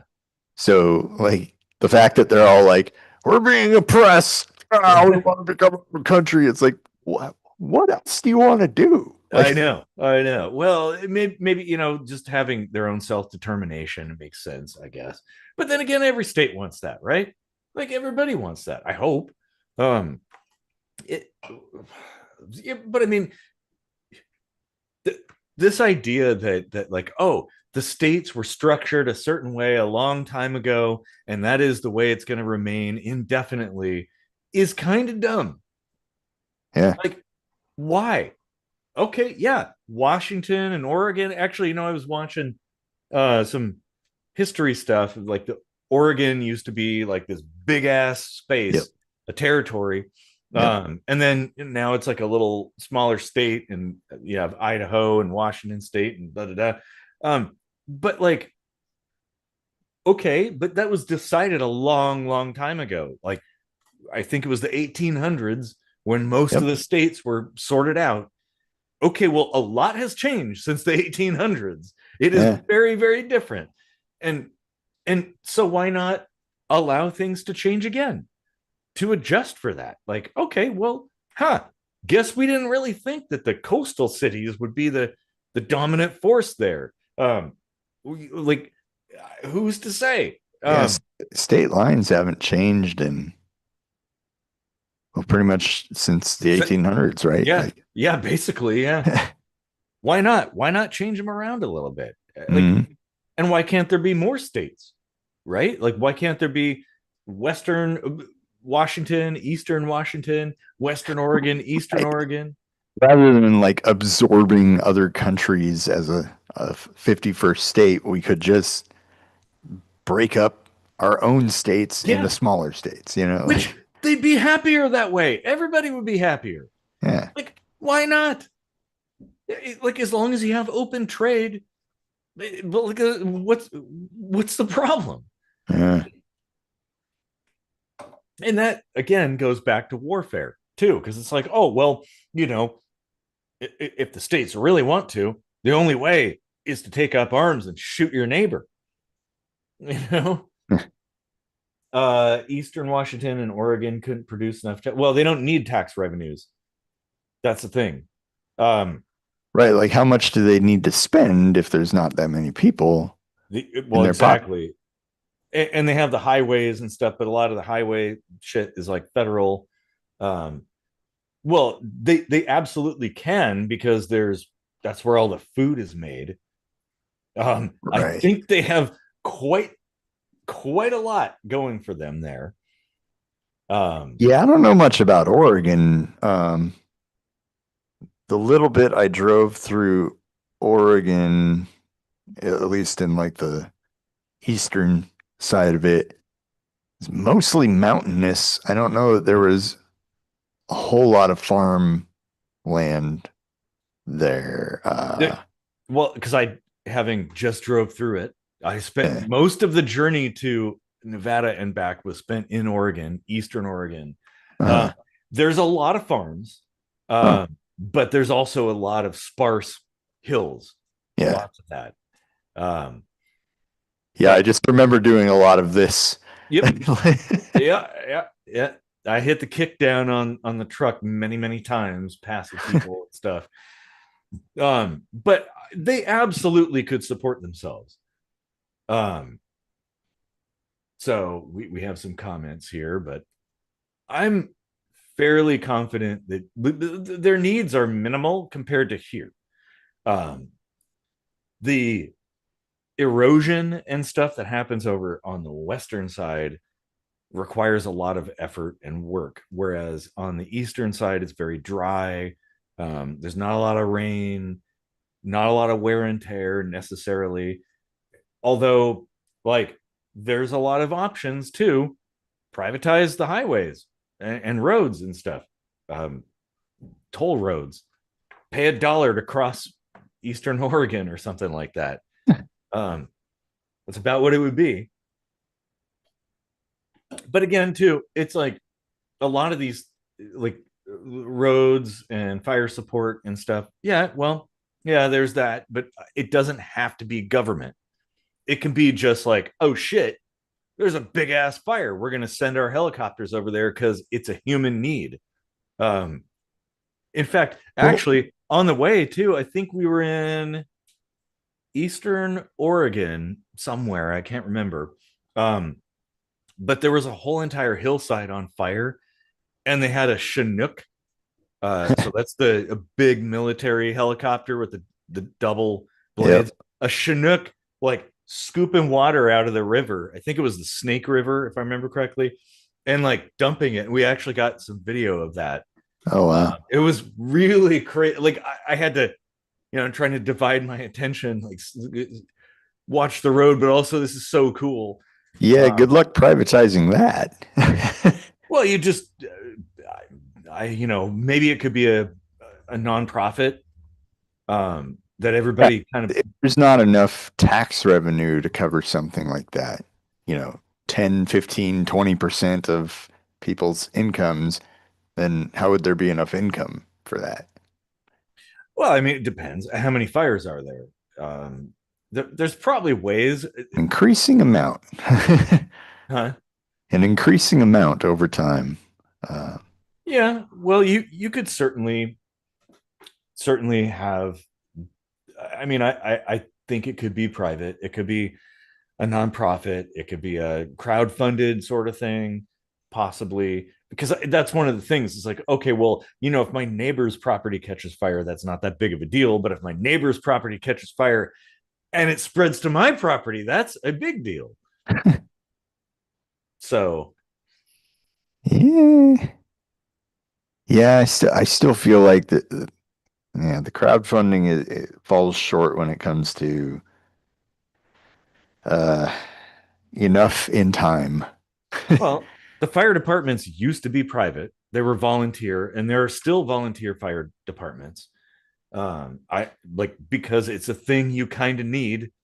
Right, It's right. an But act that of in God. like Like you. very sparse locations, like Mm-hmm, um and even less so than it used to be. Because, of course, like the more activity you have, the more you need kind of like a dedicated mm-hmm. unit for that. Yeah, yeah. But that doesn't have to be government. Like it, because then it's like, okay, well, now you're getting down to like, oh, there's only one or two things you need government for. Okay, well, I think we can figure out a way to do this without it being like we build an entire government just so we have these handful of things. I think eh. we can manage a way. No, Um, but even with roads, like privatization, that would never work because who's fixing it? Well, private companies. So you have privatized roads and privatized companies charging the privatized road owners to yeah. fix the privatized roads. Guess what happens? Well, we Like already have, there are already private roads throughout the world and they work just fine. yeah, but they're Um, not like main thoroughfares. Some are actually in like HOAs. Those are private roads, and I, as much as I hate HOAs, those are some of the best roads I've ever driven on. They are so freaking amazing. Do Uh, you remember the house in University Place I had? mm-hmm. Yeah. And do you remember how shitty that road was? Well, that was an HOA.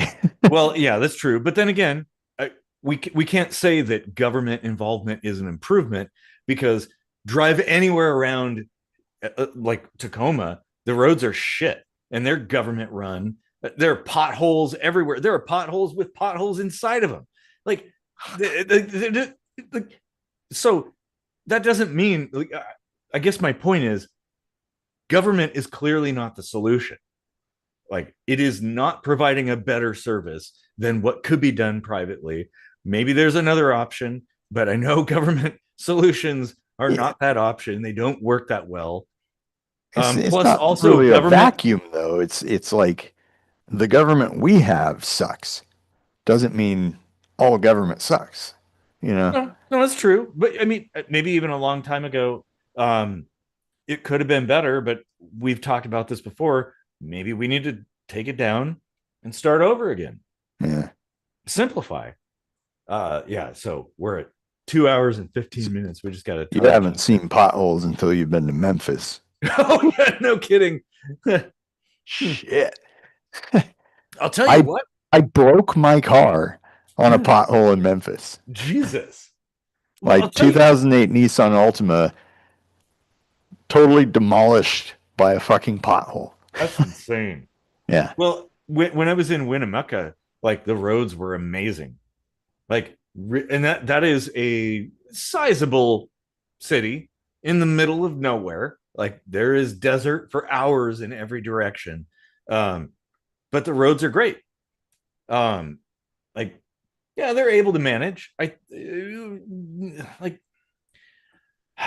I don't know. We could go on and on about that, but Yeah. um, I do think I think it should be at least something that's worth contemplating of the idea of like privatization and like, hey, maybe we could just do this as a community thing, rather than it being a bureaucratic thing. Yeah. Like Com- maybe it could be a Community hybrid. things yeah, like that's a little bit better. I wouldn't call that privatization though, because privatization invites like corporatism Well, with, yeah, like I'm saying, like you can have a private thing that is private in your community. That yeah, like, hey, me and my neighbors, we keep this road intact, right? Like we're funding the cleaning. We and like ownership is a big deal.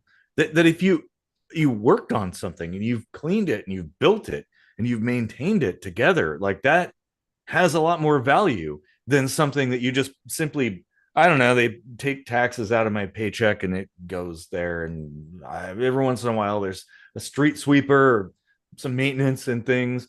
No, if you do it yourself, like now that's a big deal. And you care about it too. Like parks should be community driven. It should be like the people in the community take out the trash and they clean and they mow and stuff, because it's like now you're going to care about that place. You won't when, well, it's the economic principle tragedy of the commons. If you like, that's why a lot of stuff gets turned to shit, because people don't care. They're like, oh, whatever, someone else is going to take care of it. Um, Yeah. but if it won't be taken care of unless you do something, now it's personal. And not only that, but like you will also encourage other people. Like somebody throws a piece of trash out in a park, you're going to be like, hey, pick that up, because well, you're going to have to come and pick it up eventually. Yeah. So like social pressure essentially. Which I think that's good for the environment as well. Anyway, we've droned on long enough, I think. This is a really good episode, though. Droned on. Yeah, brought it full circle. All right. Well, thanks for deep sync living with us Oh yeah, double into deep sync. war and ninja moves and Jesus, like everything. yeah, definitely covered a lot of good stuff. So We did, and we'll certainly come back to some of these things. yep. So Yeah. see y'all next